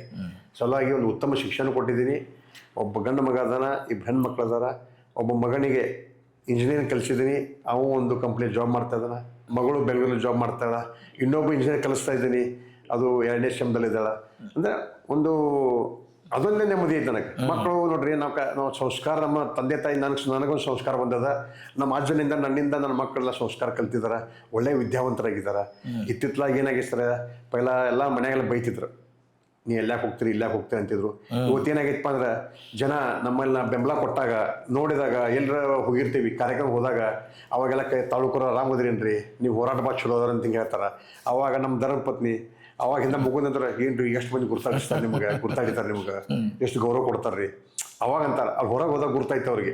2 ದಿವಸ ಮನೆಯಾಗಿದ್ದಾಗ ಬರೀ ಹೋದಾಗ ಹೋರಾಟ ಮಾಡಿ ಬರೋದು, ಮನೆಯೊಳಗೆ ಬೇಸ್ಕೋದು, ಈ ಪರಿಸ್ಥಿತಿ ಇರ್ತಿತ್ತು. ಅವಾಗ ಏನಾಗ್ತದ್ರಿ, ಹೊರಗೆ ನಾ ಕರ್ಕೊಂಡು ಹೋದಾಗ ನನ್ನ ಗೌರವ ಎಷ್ಟೈತೆ ಅನ್ನೋದು ಅವ್ರಿಗೆ ಗುರ್ತಾಯ್ತು. ಅವಾಗ ಏನಾಗ್ತದ್ರೆ, ನಾವು ನಮ್ಮ ಜೊತೆಯಾಗಿ ಒಂದು ಧರ್ಮಪತ್ನಿ ಇವತ್ತು ಬೆಂಬಲ ಕೊಡ್ತಾ ಇದ್ದಾರೆ. ನನಗೂ ಹುಮ್ಮಸ್ಸು ಬರ್ತಾ ಇದೆ, ಇನ್ನೂ ಕನ್ನಡ ಸೇವೆ ಮಾಡಬೇಕು, ಬೆಳೆಸಬೇಕು ಅಂತ ಹೇಳ್ತಾರೆ. ಅದು ಸಲುವಾಗಿ ಮಕ್ಕಳ ಸಹಿತ ನನಗೂ ಬೆಂಬಲ ಕೊಡ್ತಾ ಇದ್ದಾರೆ. ನಾನು ದುಡಿಮೆಯಲ್ಲಿ ಸಹಿತ ಅವರು ಕೈ ಜೋಡಿಸಿದ್ದಾರೆ, ಕಷ್ಟದಲ್ಲಿ ಇದ್ದಾರೆ. ಯಾಕೆ ನಾವು ಸಲ ನಾವು ಒಂದು ಹಂಚ್ಕೋದಿಲ್ಲ, ನಮಗಿಷ್ಟ ಬಡತನ ಇತ್ತಲ್ಲ, ನಿಮಗೆ ಆಶ್ಚರ್ಯ ಆಗ್ತದ. ನಮ್ಮ ತಂದೆ ಹವಾಲ್ದಾರ್ ಇದ್ದಾಗ ಅವರು ಕಾಲು ಫ್ರ್ಯಾಕ್ಚರ್ ಆಗಿ ಬಿದ್ದಿರ್ತಾರೆ ಸೈಕಲ್ ಮೇಲಿಂದ. ಅವ್ರು ಬೆಡ್ ರೆಸ್ಟ್ ಇದ್ದಾರೆ. ತಂಗಿದು ಡೆಲಿವರಿ, ನನ್ನ ದುಡಿಮೆ ಇಲ್ಲ, ಕಾಲೇಜಿಂದ ಬಂದಿದ್ದೆ ಸರ್. ಅವಾಗ ಒಂದು ಕಷ್ಟ ಜೀವನ ನೆನೆಸ್ಕೋಬೇಕಾಗ್ತದೆ. ಅವಾಗ ಉಣ್ಲಿಕ್ಕೆ ಸರ್ ಅನ್ನ ಇರಲಿಲ್ಲ ನಮ್ಮ ಹತ್ತಿರ. ಕೈ ಒಡ್ಬೇಕಂದ್ರೆ ಹವಾಲ್ದಾರ್ ಪೊಲೀಸ್ ನೌಕರಿ, ಎಲ್ಲಿ ಸಾಲ ಇಸ್ಕೊಬೇಕಂದ್ರೆ ಮಾನ ಮರ್ಯಾದೆ ಪ್ರಶ್ನೆ. ನಮ್ಮ ತಾಯಿ ಸರ್ ಏನು ಮಾಡಿದ್ರೆ ಅಂದ್ರೆ, ಶಾಪುರ್ ಪೊಲೀಸ್ ಕ್ವಾರ್ಟರ್ಸ್ಲಿದ್ದಾಗ ಆಲದ ಮರ ಇಸ್ತಾರೆ. ಆಲದ ಮರ ಇದ್ರೆ ಒಲಿ ಹೊತ್ತಿಸಿ ಊಟ ಮಾಡ್ಬೇಕು ನಾವು. ಹೆಂಗೆ ಮಾಡಿರ್ಬೋದು ನಾವು? ಅದನ್ನ ನೆನೆಸ್ಕೊಂಡು ಇನ್ನೂ ಬರ್ತಾ ಇದ್ವಿ ಅಂತ ಬರಲ್ಲ ನಾವು. ಕಟ್ಟಿಗೆ ಇಲ್ಲ, ಆಮೇಲೆ ಚಿಮಣಿ ಏನಿಲ್ಲ ಸರ್. ಏನು ಮಾಡಿದ್ವಿ, ನಮ್ಮ ಕ್ವಾರ್ಟರ್ ಸುತ್ತಲ್ಲ ಅದೇನು ಆಲದ ಮರದಿಂದ ಎಲೆಗಳು ಬಿದ್ದಿದ್ರಲ್ಲ, ಆ ಎಲೆ ಆರಿಸ್ಕೊಂಬಂದೆ ಒಲಿಯೊಳಗೆ ಹಾಕಿ ಊಟ ಮಾಡಿದ್ವಿ, ಅನ್ನ ಮಾಡಿ. ಇಲ್ಲ, ಇದರ ಕಷ್ಟ ಜೀವನ ಒಂದು ಒಳ್ಳೆ ಬರ್ತಾವ, ಮುಂದೆ ಒಳ್ಳೆ ಆಗಿ ಆಗ್ತದೆ. ಯಾಕೆ ನೆನೆಸ್ಕೋದನಪ್ಪ ಅಂದ್ರೆ, ನಮ್ಮ ಜನ ಎಷ್ಟೊಂದು ಕಷ್ಟಪಡ್ತಿರ್ತಾರೆ. ಕಷ್ಟಕ್ಕೆ ಯಾವೊಂದು ಜಾಕ್ ಹೋಗ್ಬೇಡ್ರಿ, ಒಳ್ಳೆ ದಿನ ಬಂದೇ ಬರ್ತಾವ. ಅದಕ್ಕೆ ಯಾಕೆ ಹೇಳ್ತಾನಪ್ಪ ಅಂದರೆ, ಇವತ್ತು ದಿವಸ ನಂದಂತ ನಾ ಇವತ್ತು ನಿಮ್ಮದು ಮುಂದೆ ತೋರ್ಪಡಿಸ್ಕೊಳ್ತಾ ಇದ್ದೀನಿ. ಯಾಕಂದರೆ ಸಾಕಾಗಿ ಹೋರಾಟ ಮಾಡಿದ್ದೀನಿ. ಯಾಕೆ ನನಗೆ ಇವತ್ತು ನನ್ನ ಶ್ರಮಕ್ಕೆ ಯಾವುದೂ ಕಡಿಮೆ ಇಲ್ಲ, ಅಷ್ಟೇ ನಮ್ಮ ಫಲ ಸಿಕ್ಕಿದ್ದದ. ಆದ್ರೆ ಇವತ್ತು ನಾವು ಒಂದು ಉತ್ತಮ ಸ್ಥಾನದಾಗ ಬಂದಾಗ ಆ ಕಷ್ಟ ಜೀವಗಳನ್ನ ಹಂಚ್ಕೋಬೇಕಾಗ್ತದೆ. ನಮ್ಮ ಮಕ್ಕಳಿಗೆ ಅದ ಅಂತೀವಿ, ಅದು ಹೇಳ್ತೀವಿ ಅವ್ರಿಗೆ. ಯಾವತ್ತೂ ಕಷ್ಟಕ್ಕೆ ಅಂಜಕ್ಕೆ ಹೋಗ್ಬಿಟ್ಟೆ ಬರ್ತಾವ, ಉತ್ತಮ ದಿವಸ ಬರ್ತಾವ ಅಂತ ಹೇಳ್ತೀವಿ. ಇವತ್ತು ನಮ್ಮ ಕುಟುಂಬ ಅದು ಚೆನ್ನಾಗಿದೆ. ಜೊತೆಯಲ್ಲಿ ನಾ ಕನ್ನಡ ಬೆಳೆಸ್ತಕ್ಕಂಥ ಹೆಮ್ಮೆ ಒಂದು ಕಡೆ ಇದ್ರೂ, ನಮ್ಮಲ್ಲಿ ಇರ್ತಕ್ಕಂಥ ನಮ್ಮ ಕುಟುಂಬ ಬೆಂಬಲ ಕೊಡತಾರಲ್ಲ, ಆ ಸಂತೋಷ ನನ್ನಲ್ಲಿದೆ ಸರ್. ನಿಮ್ಮಲ್ಲಿದೆ. ಮತ್ತು ನಿಮಗೆ ಇದ್ರಾಗ ನಿಮಗೆ ಅತ್ಯಂತ ಅಂದರೆ ನೀವು ನಿಮಗೆ ಅತ್ಯಂತ ಸಂತೋಷವಾದಂಥದ್ದು ಅಥವಾ ಆನಂದ ಸಿಕ್ಕಿದ್ದು ಅದು ಯಾವುದಾದ್ರೂ ಒಂದು ಸಂದರ್ಭ ಇದೆ ರೀ ಈ ಹೋರಾಟ ಒಳಗೆ, ಈ ಕೆಲಸ ಒಳಗೆ, ನಿಮ್ಮ ಜೀವನ ಒಳಗೆ? ಸಾಕಷ್ಟು ಕನ್ನಡ ಹೋರಾಟಗಳನ್ನ ತೃಪ್ತಿ ಪಟ್ಟಿದ್ದೀನಿ ಪಟ್ಟಿದ್ದೀನಿ. ಜೊತೆ ನಾವು ಕುಟುಂಬದವ್ರು ಕೊಟ್ಟಿದ್ದಾರೆ. ಅತ್ಯಂತ ಸಂತೋಷ ವಿಷಯ ಅಂದರೆ ನಾವು ಮಾಡ್ತಕ್ಕಂಥ ಹೋರಾಟಗಳನ್ನು ಮೆಚ್ಚಿದವ್ರು ಯಾರಪ್ಪ ಅಂತ ನನ್ನ ತಂದೆ ತಾಯಿಗಳು. ಆ ಸಂತೋಷ ಇದೆ. ನಮ್ಮ ತಂದೆ ತಾಯಿಗಳು ಎಂದೂ ನನಗೆ ಮುಂದೆ ನೀ ಕೆಲಸ ಮಾಡಿದ ಒಳ್ಳೇದಂತ ಎಂದೂ ಹೇಳಿಲ್ಲ ಅವರು. ಆದ್ರೆ ಮನೆಯೊಳಗೆ ಬಂದು ನಾವು ಹೋರಾಟ ಮಾಡಿ ಬಂದಾಗ ನಾವು ಅಪ್ಪನಿಗೆ ಕುಂದ್ಬಿಡ್ತಿದ್ರು, ಟಿ ವಿ ನೋಡ್ಕೊತ, ಟಿ ವಿ ನ್ಯೂಸ್ ನೋಡ್ತಿದ್ರು, ಸುದ್ದಿ ನೋಡ್ತಿದ್ರು. ಅಲ್ಲಿ ನೋಡಿ ಅವ್ರು ತೃಪ್ತಿ ಪಡ್ತಿದ್ರು, ನನ್ನ ಮಗ ಒಳ್ಳೆ ಕೆಲಸ ಮಾಡ್ತಾನ, ಮಾಡಲಿ ಬಿಡಿ ಅಂತ ಹೇಳ್ತಾರೆ. ನನ್ನ ಅಂಗಡಿ ಇದೆ, STD ಬೂತಿತ್ತು, ಅವಲ್ಲಿ ಗ್ರಾಹಕರ ಜೋಡಿ ಮಾತಾಡ್ತಿರೋರು. ನಮ್ಮ ಹುಡುಗ ಮಾಡ್ತಾರೆ, ಮಾಡ್ಬಿಡ್ರಿ, ದೇಶದ ಕೆಲಸ ಮಾಡತ್ತಾನು, ಒಳ್ಳೆ ಕೆಲಸ ಮಾಡತ್ತಾನು. ಮೇಲಿನ ಮೇಲೆ ಹೇಳ್ತಾರೆ ನನಗೆ ಅವರು. ಒಂದು ಬುದ್ಧಿವಾದ ಹೇಳ್ತಾರೆ ಚಿಕ್ಕಂದಿದ್ದಾಗ, ನೋಡಪ್ಪ ನೀ ಸಮಾಜ ಕೆಲಸ ಮಾಡತ್ತಿ, ಬೈಯು ಜನ ಇದ್ದೇ ಇರ್ತಾರೆ, ನಿನಗೆ ಚಲೋ ಕೆಲಸ ಅನಿಸೈತಿ ನಿನ್ನ ಮನಸ್ಸಿಗೆ ನೀ ಮಾಡ್ಕೋತೀರಿ. ಆಣಿ ಹೆಂಗಿರ್ಬೇಕು, ನೀ ಆಣಿ ಹೆಂಗಿರ್ತದ ಹಂಗಿರ್ಬೇಕು. ಆಣಿ ಹೋಗುವಾಗ ನಾಯಿಗಳು ಬೊಗಳ್ತಿರ್ತಾವ, ಆ ಕಡೆ ಹಿಂತಿರಿ ನೋಡಕ್ಕೆ ಹೋಗ್ಬೇಡ. ನೀ ಹಿಂತಿರುಗಿ ನೋಡಿದಪ್ಪ ಅಂದ್ರೆ ನಿನ್ನ ಆಣಿ ಬೆಲೆ ಕಡಿಮೆ ಆಗ್ತದ. ನಿನಗೆ ಹೋಗೋ ದಾರಿನ ಚೆನ್ನಾಗೈತಿಲ್ಲೋ, ನೀ ಸರಿ ಮಾರಕ್ಕೆ ಹೊಂಟಿದಿಲ್ಲೋ, ಒಳ್ಳೇದು ಮಾಡತ್ತಿಲ್ಲೋ, ಸಮಾಜಕ್ಕೆ ಒಳ್ಳೇದು ಮಾಡತ್ತಿ, ನಾಡಿಗೆ ಒಳ್ಳೇದು ಮಾಡಿದ್ದು ಮಾಡಂತಿದ್ರು. ಅದಕ್ಕೆ ನಮ್ಮ ತಂದೆ ತಾಯಿ ಮಾರ್ಗದರ್ಶನ ಮಾಡಿದ್ದಕ್ಕೆ ಅವ್ರ ಬೆನ್ನೆಲುಬಿಗೆ ನಿಂತಿದ್ದಾರೆ ಅಂತ ಹೇಳ್ಕರಿ. ಇವತ್ತು ನಮ್ಮ ತಂದೆ ತಾಯಿಗೇನ ತೃಪ್ತಿ ಪಟ್ಟಾರ ನೋಡ್ರಿ, ಅದು ನನಗೆ ಸಂತೋಷ ಇದೆ ಹೆಚ್ಚಿಂದು. ನಾಡಿನ ಜನತೆ ಪಟ್ಟಿದಾರ ಅದೊಂದು ಬೇರೆ, ಅದು ದೊಡ್ಡ ಸಂತೋಷ ಇದೆ. ಜೊತೆಯಾಗಿ ನಮ್ಮ ಹೆತ್ತ ತಂದೆ ತಾಯಿ ಸಂತೋಷ ಪಡ್ಬೇಕಾದ್ರೆ ನಾವು ಮಾಡಿದ ಕೆಲಸಕ್ಕೆ ಅಂದ್ರೆ ನಮ್ಗೆ ತೃಪ್ತಿ ಇರ್ತದೆ. ನಾಡಿನ ಜನಕ್ಕೆ ನಾವು ಏನೋ ಮಾಡುವ ಶಬಾಷಿರ್ ತಗೋಬೋದು, ಆದ್ರೆ ಮನೆ ಒಳಗೆ ನಾವು ತಗೋದಿದ್ರೆ ಆ ನೋವು ನಮ್ಮಲ್ಲಿ ಇರ್ತದೆ. ಇವತ್ತು ಅವರ ಆಶೀರ್ವಾದದಿಂದ ಇವತ್ತು ಕನ್ನಡ ಕೆಲಸ ಮಾಡತ್ತಾರೆ ಅಂತ ಹೇಳಿ ಬಯಸ್ತೇನೆ. ಮತ್ತು ಸರ್, ಈಗ ನಾನು ಒಂದು 30-35 ವರ್ಷ ಆದರೂ ಈ ಶಿಕ್ಷಣದೊಳಗೆ ಕೆಲಸ ಮಾಡ್ತಾ ನಿಮ್ಮ ವಡಗಾಂವ್, ಖಾಸ್ಬಾಗ್, ಭಾರತ್ ನಗರ್, ಶಾಪುರ್ ಇಲ್ಲಿ ಎಷ್ಟು ಮಂದಿ ದೇವಾಂಗ ಜನ ಏನಿದೆ ರೀ, ನೇಕಾರ ಜನ, ಇವ್ರ ಮನೆಯೊಳಗೆ ಪ್ರತಿಯೊಬ್ಬರು ಒಂದೊಂದು ಮಾಡ್ತಂದಾಗ ಒಬ್ಬೊಬ್ಬರು ವಿದ್ಯಾರ್ಥಿಗಳು ಅದಾರ. ಯಾಕಂದ್ರೆ ಅವ್ರ ಜೊತೆ ಇದ್ದು ಅವ್ರದ್ದು ಈ ಉದ್ಯೋಗದೊಳಗೆ ಏನೇನು ತೊಂದರೆಗಳನ್ನು ನಾನು ನೋಡಿದ್ದೇನೆ. ಆ್ಯಕ್ಚುಲಿ ಇದು ಇವತ್ತು ನೇಕಾರ ಕೆಲಸ ಅಂದ್ರೆ ಅಷ್ಟು ಸುಲಭದಿಲ್ಲ. ಈಗ ಅಲ್ಲಿ ಭಾಳಷ್ಟು ಲೇಬರ್ದು ಅದು ಇದು ತೊಂದರೆಗಳಿದಾವೆ. ಈಗಿನ ಆ ಜನರಿಗೆ ಅಥವಾ ಆ ಸಮಾಜಕ್ಕೆ ನೀವು ಅವ್ರ ಸಮಾಜದವ್ರಿಗೆ ಏನು ಅವ್ರಿಗೊಂದು ಹೇಳಲಿಕ್ಕೆ, ಏನು ಒಂದು ಸಲಹೆ ಹೇಳಲಿಕ್ಕೆ ಇಷ್ಟಪಡ್ತಿರೋ ಅಥವಾ ಏನು ನಿಮ್ದು ವಿಚಾರ ಏನು ಹೇಳಲಿಕ್ಕೆ ಇಷ್ಟಪಡ್ತಿರೋ? ಅದಕ್ಕೆ ನಾನು ಒಬ್ಬ ನೇಕಾರ ಸಮಾಜದವನು. ನಾನು 1994ನೇ ಇಸ್ವಿಯಲ್ಲಿ ನಾನು ಮಗ್ಗ ಹಾಕಿನಿ ಸರ್. ನನ್ನೊಂದು 2 ಮಗ್ಗಿದ್ದು. ನಾವು 3 ಮಂದಿ ಅಂಥವ್ರು ಕೂಡ 2 ಮಗ್ಗ ನಡೆಸಿದ್ವಿ. ಅದು ರಾತ್ರಿ ಆಗಲಿ ಹಂಗಾದ್ರೆ ನಡೆಸೋದು. ಎಳಿ ತುಂಬ್ತಿದ್ದೆ, ಶೀರಿ ನೇಯ್ತಿದ್ದೆ. ಮತ್ತು ಇಲ್ಲಿ ಶೀರ್ಜಿಗಳು ಡ್ಯಾಮೇಜ್ ಸೀರೆ ಬಿಟ್ಟರೆ ಹೊತ್ಕೊಂಡು ಹೋಗ್ಯಾರ, ಉಡುಪಿ ಸೈಡು ಮಾರ್ಕೊಂಬರ್ತಿದ್ದೆ. ಮಾಡ್ಕೋತ ಇಬ್ಬರು ಬ್ರದರ್ ಎಲ್ಲ ನೌಕರಿ ಐತಿರ್ ಸರ್. ಒಬ್ಬ ಸರ್ಕಾರ ನೌಕರಿದಲ್ಲಿದ್ದಾರೆ, ನಾವೊಬ್ಬ ಹೊರಗೆ ಉಳಿದ ನಂತರ ಮಗ್ಗ ಇಲ್ಲಪ್ಪ ಅಂತ ನಾನು ಬಿಸ್ನೆಸ್ ಬಂದೆ. ಅಂದರೆ ಅಷ್ಟು ಬೇಡಾಗಿತ್ತು. ನಮ್ಮ ನೇಕಾರ ಸಮಾಜಕ್ಕೆ ನಾನು ದೊಡ್ಡ ವ್ಯಕ್ತಿಯಾಗಿ ಏನು ಹೇಳ್ತಾ ಇಲ್ಲ, ಯಾಕಂದ್ರೆ ನಮ್ಮದು ಕುಲಧರ್ಮದ ನಾವು ಆ ವೃತ್ತಿ ಮಾಡಲೇಬೇಕು. ನಾವು ವೃತ್ತಿಯನ್ನು ಪ್ರೀತಿಸಿ ಅದನ್ನು ನಾವು ಮಾಡಿದ್ರೆ ನಾವು ಏಳಿಗೆ ಸಾಧಿಸಬಹುದು. ಅದರಲ್ಲಿ 2 ಮಾತು ಯಾವುದಿಲ್ಲ. ಅದನ್ನು ನಾವು ದುಡಿದು ಬೇಡ, ಅದು ಗೌರವ ಕೊಡೋಣ. ಅತ್ಯಂತ ಈಗ ಉನ್ನತ ತಂತ್ರಜ್ಞಾನಗಳು ಬಂದವರಲ್ಲ, ಅಂಥ ಮಗ್ಗಗಳನ್ನು ಹಾಕ್ಬೇಕಾರೆ ಹಾಕಿದ್ರೆ ನಾವು ಪ್ರೀತಿಯಿಂದ ದುಡಿಸ್ಬೇಕು. ಅದನ್ನು ನಾವು ಲೇಬರ್ ಮೇಲೆ ಮಾಡ್ಕೋತ ಹೋದ್ರೆ ಅದು ಆಗಲ್ಲ. ಆಮೇಲೆ ಇನ್ನೊಂದು ಹೇಳಿದ್ರಿ, ಮಾರುಕಟ್ಟೆ ಇದನ್ನು ಈಗಿನ ಆಧುನಿಕ ಮಾರುಕಟ್ಟೆ ಒಳಗ್ರಿ ನಮ್ಮ ನೇಕಾರರ ಶೇರಿಗೆ ಬೆಲೆಯಲ್ಲಿ ಇವತ್ತು ಇದಂತ ನಾವೇನಾದರೂ ಮಾಡಿದ್ರಪ್ಪ ಡುಪ್ಲಿಕೇಟ್ ಸುರತ್ತಾಗಿ ತಯಾರಾಗ್ಬಿಡ್ತಾವೆ, ಬೆಲೆ ಸಿಗ್ತಾ ಇಲ್ಲ. ಈ ರೀತಿ ಇರುವಾಗ ಇದು ಒಂದು ಕಾಂಪಿಟೇಷನ್ ಯುಗ ಇರ್ತಾರೆ. ಇದರಲ್ಲಿ ನಾವು ಹಿಂದೆ ಸರಿದು ಮಾತಿಲ್ಲ. ನಮ್ಮ ಜನ ಸಹಿತ ಎಷ್ಟೋ ಸಾಲ ಮಾಡಿ ಇದನ್ನು ಮಾಡಿ ಮಗ್ಗ ನಡೆಸಿದಾರೆ, ಕಷ್ಟದಾಗದಾರ. ಆಮೇಲೆ ಏನೋ ಇದ್ರೆ ಸಹಿತ ನಾವು ಫೈಟ್ ಮಾಡಿ ಮುಂದುವರಿಸ್ಬೇಕಾಗ್ತದೆ ಉದ್ಯೋಗನ. ಇದರ ಜೊತೆ ಏನಾಗಿ ಸರ, ನಮ್ಮ ಮಕ್ಕಳಿಗೆ, ನೇಕಾರ ಮಕ್ಕಳಿಗೆ ಒಂದು ಒಳ್ಳೆಯ ಶಿಕ್ಷಣ ನಾವು ಕೊಡಬೇಕಾಗಿತ್ತು. ಉನ್ನತ ಶಿಕ್ಷಣ ಕೊಟ್ಟರೆ ಏನಾಗ್ತದೆ ರೀ, ಅವರು ಒಬ್ಬ ನೇಕಾರಿಕೆ ಒಂದು 2-3 ಅಂತಂಬ್ರು ಇದ್ರೆ ಒಬ್ಬರು ಇದನ್ನು ಮಾಡ್ತಾರೆ, ಇನ್ನೊಬ್ಬರು ನೌಕರಿ ಮಾಡ್ತಾರೆ. ಈ ರೀತಿ ಆಗ್ತದೆ. ಎಲ್ಲೋ ತೊಡಿಸ್ಕೊಂಡ್ಬಿಟ್ರೆ ಏನಾಗ್ತದೆ ರೀ, ಮನೆಯೊಳಗೆ 10 ಮಗ್ಗಿದ್ರೆ ಅವು ಒಬ್ಬೊಬ್ರಿಗೆ 2-3 ಬರ್ತಾವೆ. ಈ ರೀತಿ ಆಗ್ತವೆ. ಉನ್ನತ ಶಿಕ್ಷಣ ಕೊಟ್ಟಾಗ ಮಾತ್ರ ನಮ್ಮ ನೇಕಾರದ ಒಂದು ಶ್ರೇಯೋಭಿವೃದ್ಧಿ ಆಗ್ತದೆ.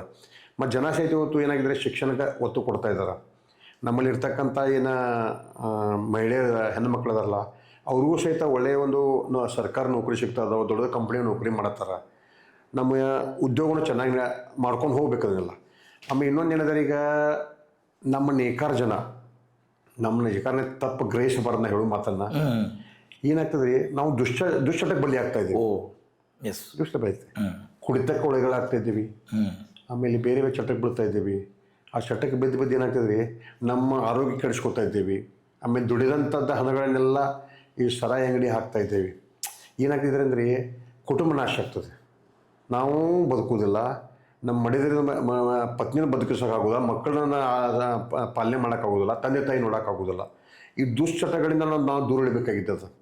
ಅದ್ರ ಸಲುವಾಗಿ ನಮ್ಮ ಜನ ಇದನ್ನು ದೂರ ಇದ್ದುಕೊಂಡಿಕ್ಕಾರ ಒಂದು ಬಲಿಷ್ಠವಾದಂಥ ಒಂದು ಕಠೋರ ನಿರ್ಣಯ ಮಾಡಿ ಅದು ದೂರ ಉಳಿತಕ್ಕಂಥ ಕೆಲಸ ಮಾಡಿದ್ರೆ ನಮ್ಮ ನೇಕಾರಿಕೆ ವೃತ್ತಿನೊಂದು ಉತ್ತಮ ಇದು ಮಾಡ್ಬೋದು. ಇದರ ಜೊತೆಯಲ್ಲಿ ತಮ್ಮೊಂದು ಹೇಳಿ ಬಯಸ್ತೇನೆ ಸರ್. ಇದು 1998ರಲ್ಲಿ ಇರ್ಬೋದು ಸರ್. ನನ್ನ ಅಂಗಡಿ ಎದುರಿಗೇನೆ ಒಂದು ಸರಾಯಿ ಅಂಗಡಿ ಆಗ್ತಾಯಿತ್ತು. ನನ್ನ ಅಂಗಡಿ ಎದುರಿಗೆ ನೇರವಾಗಿ. ಆಮೇಲೆ ಅದನ್ನೇ ಮಾಡಿ ಸರ್, ನಾನು DC ಅವ್ರಿಗೆ ಕಂಪ್ಲೇಂಟ್ ಕೊಟ್ಟು ಬಂದ್ ಮಾಡಿಸಿದ. ಬಂದ್ ಮಾಡಿಸಿದ ನಂತರ ರೀ ಅವೇನು ಮಾಡಿದ್ರಿ, ನನಗೆ ಅವ್ರು ಮನೆ ಕರೆಸಿರೋರು.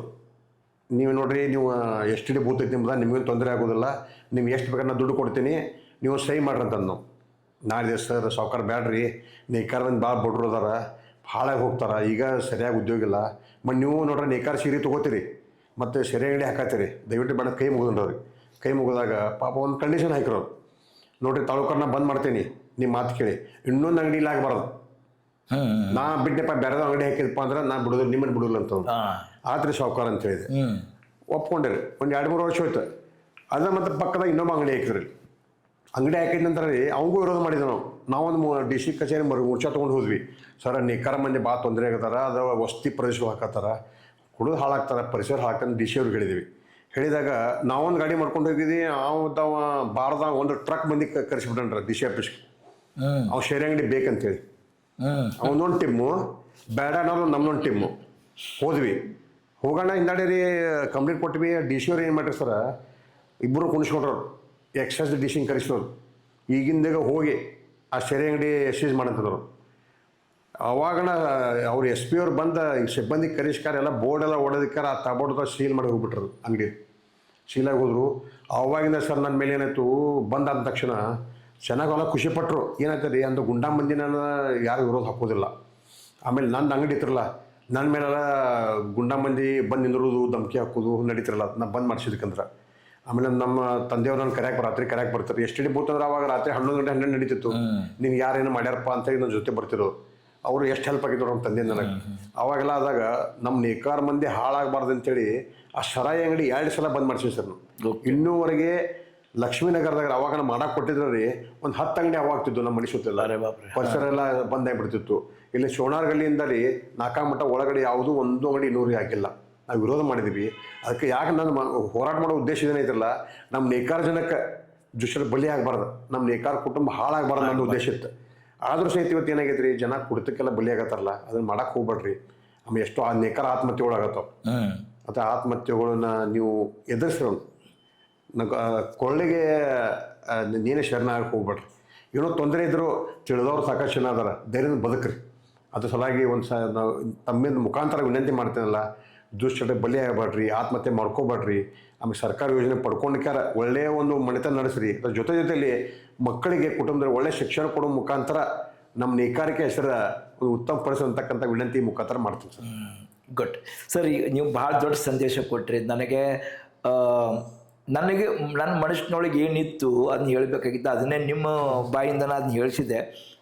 ನನಗೆ ಭಾಳ ಅದು ಖುಷಿ ಕೊಟ್ಟಂಥ ವಿಷಯ ಇದು. ಮತ್ತು ಇದಕ್ಕೆ ಇನ್ನೊಂದು ಲಾಸ್ಟ್ ಕ್ವಶನ್ ಏನಂತಂದ್ರೆ, ನೀವು ದಶಕಗಳ ಸೇವೆ, ತ್ಯಾಗ, ಹೋರಾಟ ಇದೆಲ್ಲ ಮಾಡ್ತಾ ಬಂದು ಇದರಲ್ಲಿ ನಿಮಗೆ ಅನೇಕ ಸಂತೋಷನೂ ಇದೆ. ಇದರ ಹೋರಾಟದಲ್ಲಿ ಸಾಕಷ್ಟು ತೊಂದರೆಗಳಿಂದ ಹೊರಗೂ ಬಂದಿದ್ದೀರಿ. ಮತ್ತು ಇವತ್ತಿನ ಸಮಾಜಕ್ಕೆ ಅಥವಾ ಇವತ್ತಿನ ಯುವಕರಿಗಾಗಲಿ, ಇವತ್ತಿನ ಕನ್ನಡ ಹೋರಾಟಗಾರರಿಗಾಗಿ ಕೊನೆಗೆ ನೀವು ಮುಂದಿನ ಪೀಳಿಗೆ ಏನು ಅವರಿಗೆ ಲಾಸ್ಟ್ ಒಂದು ಕೊನೆಗೆ ಒಂದು ಏನು ಹೇಳಕ್ಕೆ ಇಷ್ಟಪಡ್ತೀರಿ ಸರ್ ಅವ್ರಿಗೆ? ಸರ್ ಏನಂದರೆ, ನಾವು ನಂದು ವೈಯಕ್ತಿಕ ಹೋರಾಟ ಮಾಡ್ಕೊಂಡು ಬಂದಿದ್ರೆ ಏನಾದರೂ ನಾವು ಜನ್ಮ ಬರೋ ಒಂದೇ ಸಲ ಇರೋದು, ಮತ್ತು ಮರು ಜನ್ಮ ನಾವು ಪಡೆಯೋಕ್ಕೆ ಸಾಧ್ಯ ಇಲ್ಲ, ಮತ್ತು ಹುಟ್ಟಿ ಬರೋಕ್ಕೆ ಸಾಧ್ಯ ಇಲ್ಲ. ನಾವು ಬಂದಿದ್ದೀವಿ ಅಂದ್ರೆ ಈ ನೆಲಕ್ಕಾದರೂ ನಾವು ಒಂದೇನಾದ್ರು ಕೊಡುಗೆ ಕೊಟ್ಟು ಹೋಗಿರ್ತದೆ. ನಾವು ಬರೀ ಪ್ರಾಣಿ ಹಂಗೆ ಇಲ್ಲಿ ಉಂಡು ತಿಂದು ಬದುಕಿ ಹೋದರೆ ಏನೂ ಉಪಯೋಗ ಇಲ್ಲ. ಪ್ರಾಣಿಗೆ ನಮಗೆ ಅಂತರ ಏನೂ ಇರೋಲ್ಲ. ದೇವರು ನಮಗೆ ಇಷ್ಟೆಲ್ಲ ಬುದ್ಧಿವಂತಿಕೆ ಕೊಟ್ಟಾನ, ತಂತ್ರಜ್ಞಾನ ಕೊಟ್ಟೆಲ್ಲ ಕೊಟ್ಟಿದ್ದಾನೆ. ಈ ನೆಲಕ್ಕೆ ಏನಾದರೂ ನಾವು ಕೊಡುಗೆ ಕೊಡಬೇಕಾಗ್ತದೆ. ಕೊಟ್ಟಾಗ ಮಾತ್ರ ನಾವು ನಮ್ಮನ್ನು ಜನ ಗುರುತಿಸಲು ಸಾಧ್ಯ ಇದೆ. ನಾವು ಮುಂದೆ ಗುರುತಿಸಿ ನಾವು ನೋಡೋಕ್ಕೆ ಸಾಧ್ಯ ಇಲ್ಲ. ಅದನ್ನು ನಾವು ಮಾದರಿಯಾಗಿ ಇಲ್ಲಿ ಇರಬೇಕು ಸರ್. ಇಲ್ಲಿ ಇದ್ದಾಗ ಮಾತ್ರ ಒಂದು ಒಳ್ಳೆಯ ಸಂದೇಶ ಹೋಗ್ತದೆ.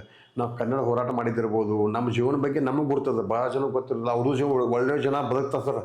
ಅದು ಅವು ಮಾದರಿಗಳನ್ನು ಹೊರಗೆ ಅವ್ರಿಗೆ ತೋರ್ಪಡಿಸೋಕೆ ಆಗೋದಿಲ್ಲ. ತಮ್ಮ ವೇದಿಕೆ ಮುಖಾಂತರ ಬಂದು ನಾವು ಸ್ವಲ್ಪ ಒಂದರ ಹಂಚ್ಕೊಂಡು ನಿಮಗೆಲ್ಲ ನನಗಿಂತ ದೊಡ್ಡ ದೊಡ್ಡ ವ್ಯಕ್ತಿಗಳು ಅದಾರ ಸಮಾಜದಾಗ, ಅವರು ನಮಗೆ ಮಾದರಿ ಅದಾರ.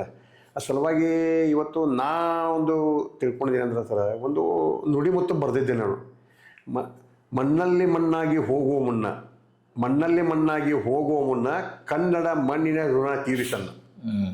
ಈ ಕನ್ನಡ ಮಣ್ಣಿನ ಋಣ ತೀರಿಸ್ಬೇಕಾಗಿ ಸರ್. ನಾವು ಈ ಮಣ್ಣಾಗ ಹುಟ್ಟಿ ಬಂದೇವಂದ್ರೆ ನಾವು ಮಣ್ಣಲ್ಲಿ ಮಣ್ಣಾಗ ಹೋಗ್ತೀವಿ.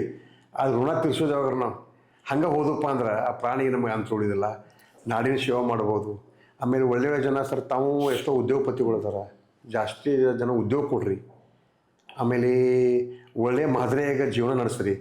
ಆಮೇಲೆ ಮಕ್ಕಳನ್ನು ಒಂದು ಒಳ್ಳೆಯ ಮಾರ್ಗ ತೊಗೊಂಬರ್ರಿ, ಸಮಾಜದ ಒಳ್ಳೆಯ ಮಾರ್ಗ ತೊಗೊಂಬರ್ರಿ.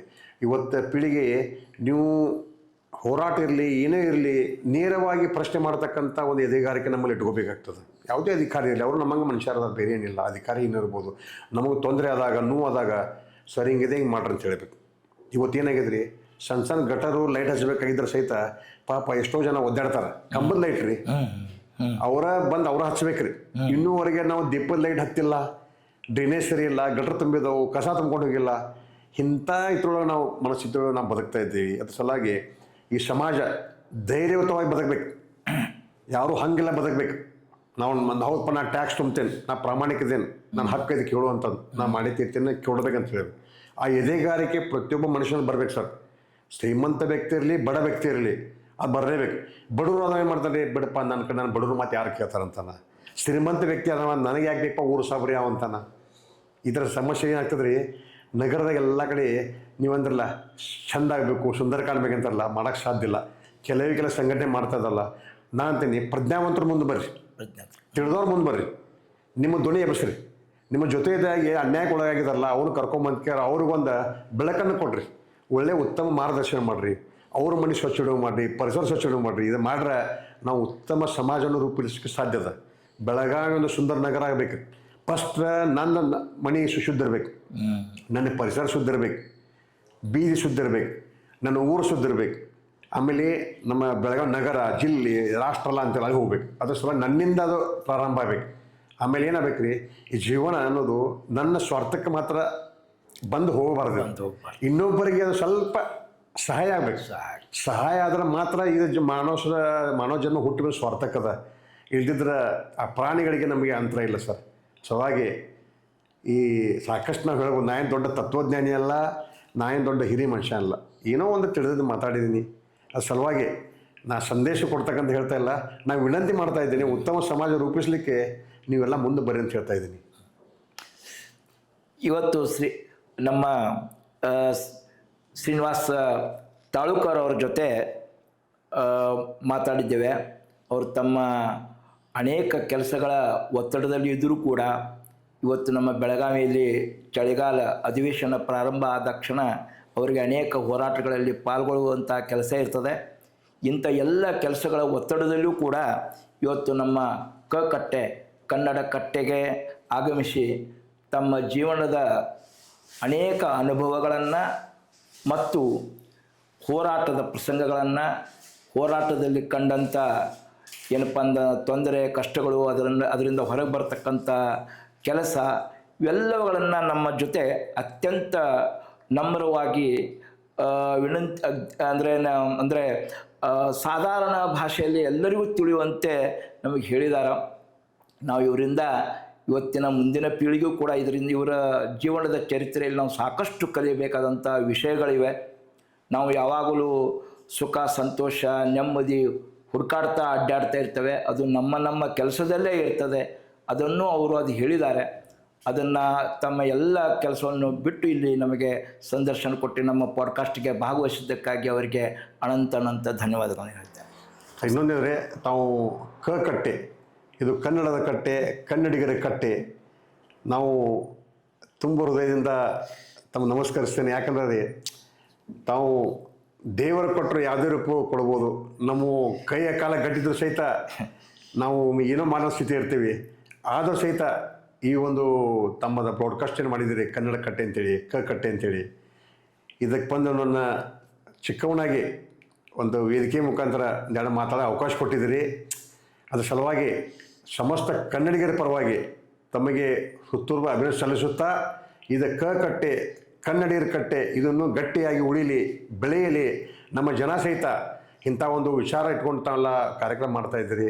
ಸಲುವಾಗಿ ಬೆಳೆಸ್ತಕ್ಕಂಥ ಕೆಲಸ ಎಲ್ಲೋ ಜವಾಬ್ದಾರಿ ಇದೆ ಅಂತ ಹೇಳಿ ನನ್ನಲ್ಲಿ ಕರೆಸಿ ಯಾರು ಮಾತಾಡೋ ಅವಕಾಶ ಕೊಟ್ಟಿದ್ದಕ್ಕೆ ತಮ್ಮ ಎಲ್ಲ ಸಿಬ್ಬಂದಿಯವರಿಗೆ ತಮಗೂ ಸಹಿತ ಹೃತ್ಪೂರ್ವ ಅಭಿನಂದನೆ ಸಲ್ಲಿಸುತ್ತಾ ಧನ್ಯವಾದ ಅರ್ಪಿಸುತ್ತಾರೆ. ನಮಸ್ಕಾರ. ನಮಸ್ಕಾರ ಸರ್.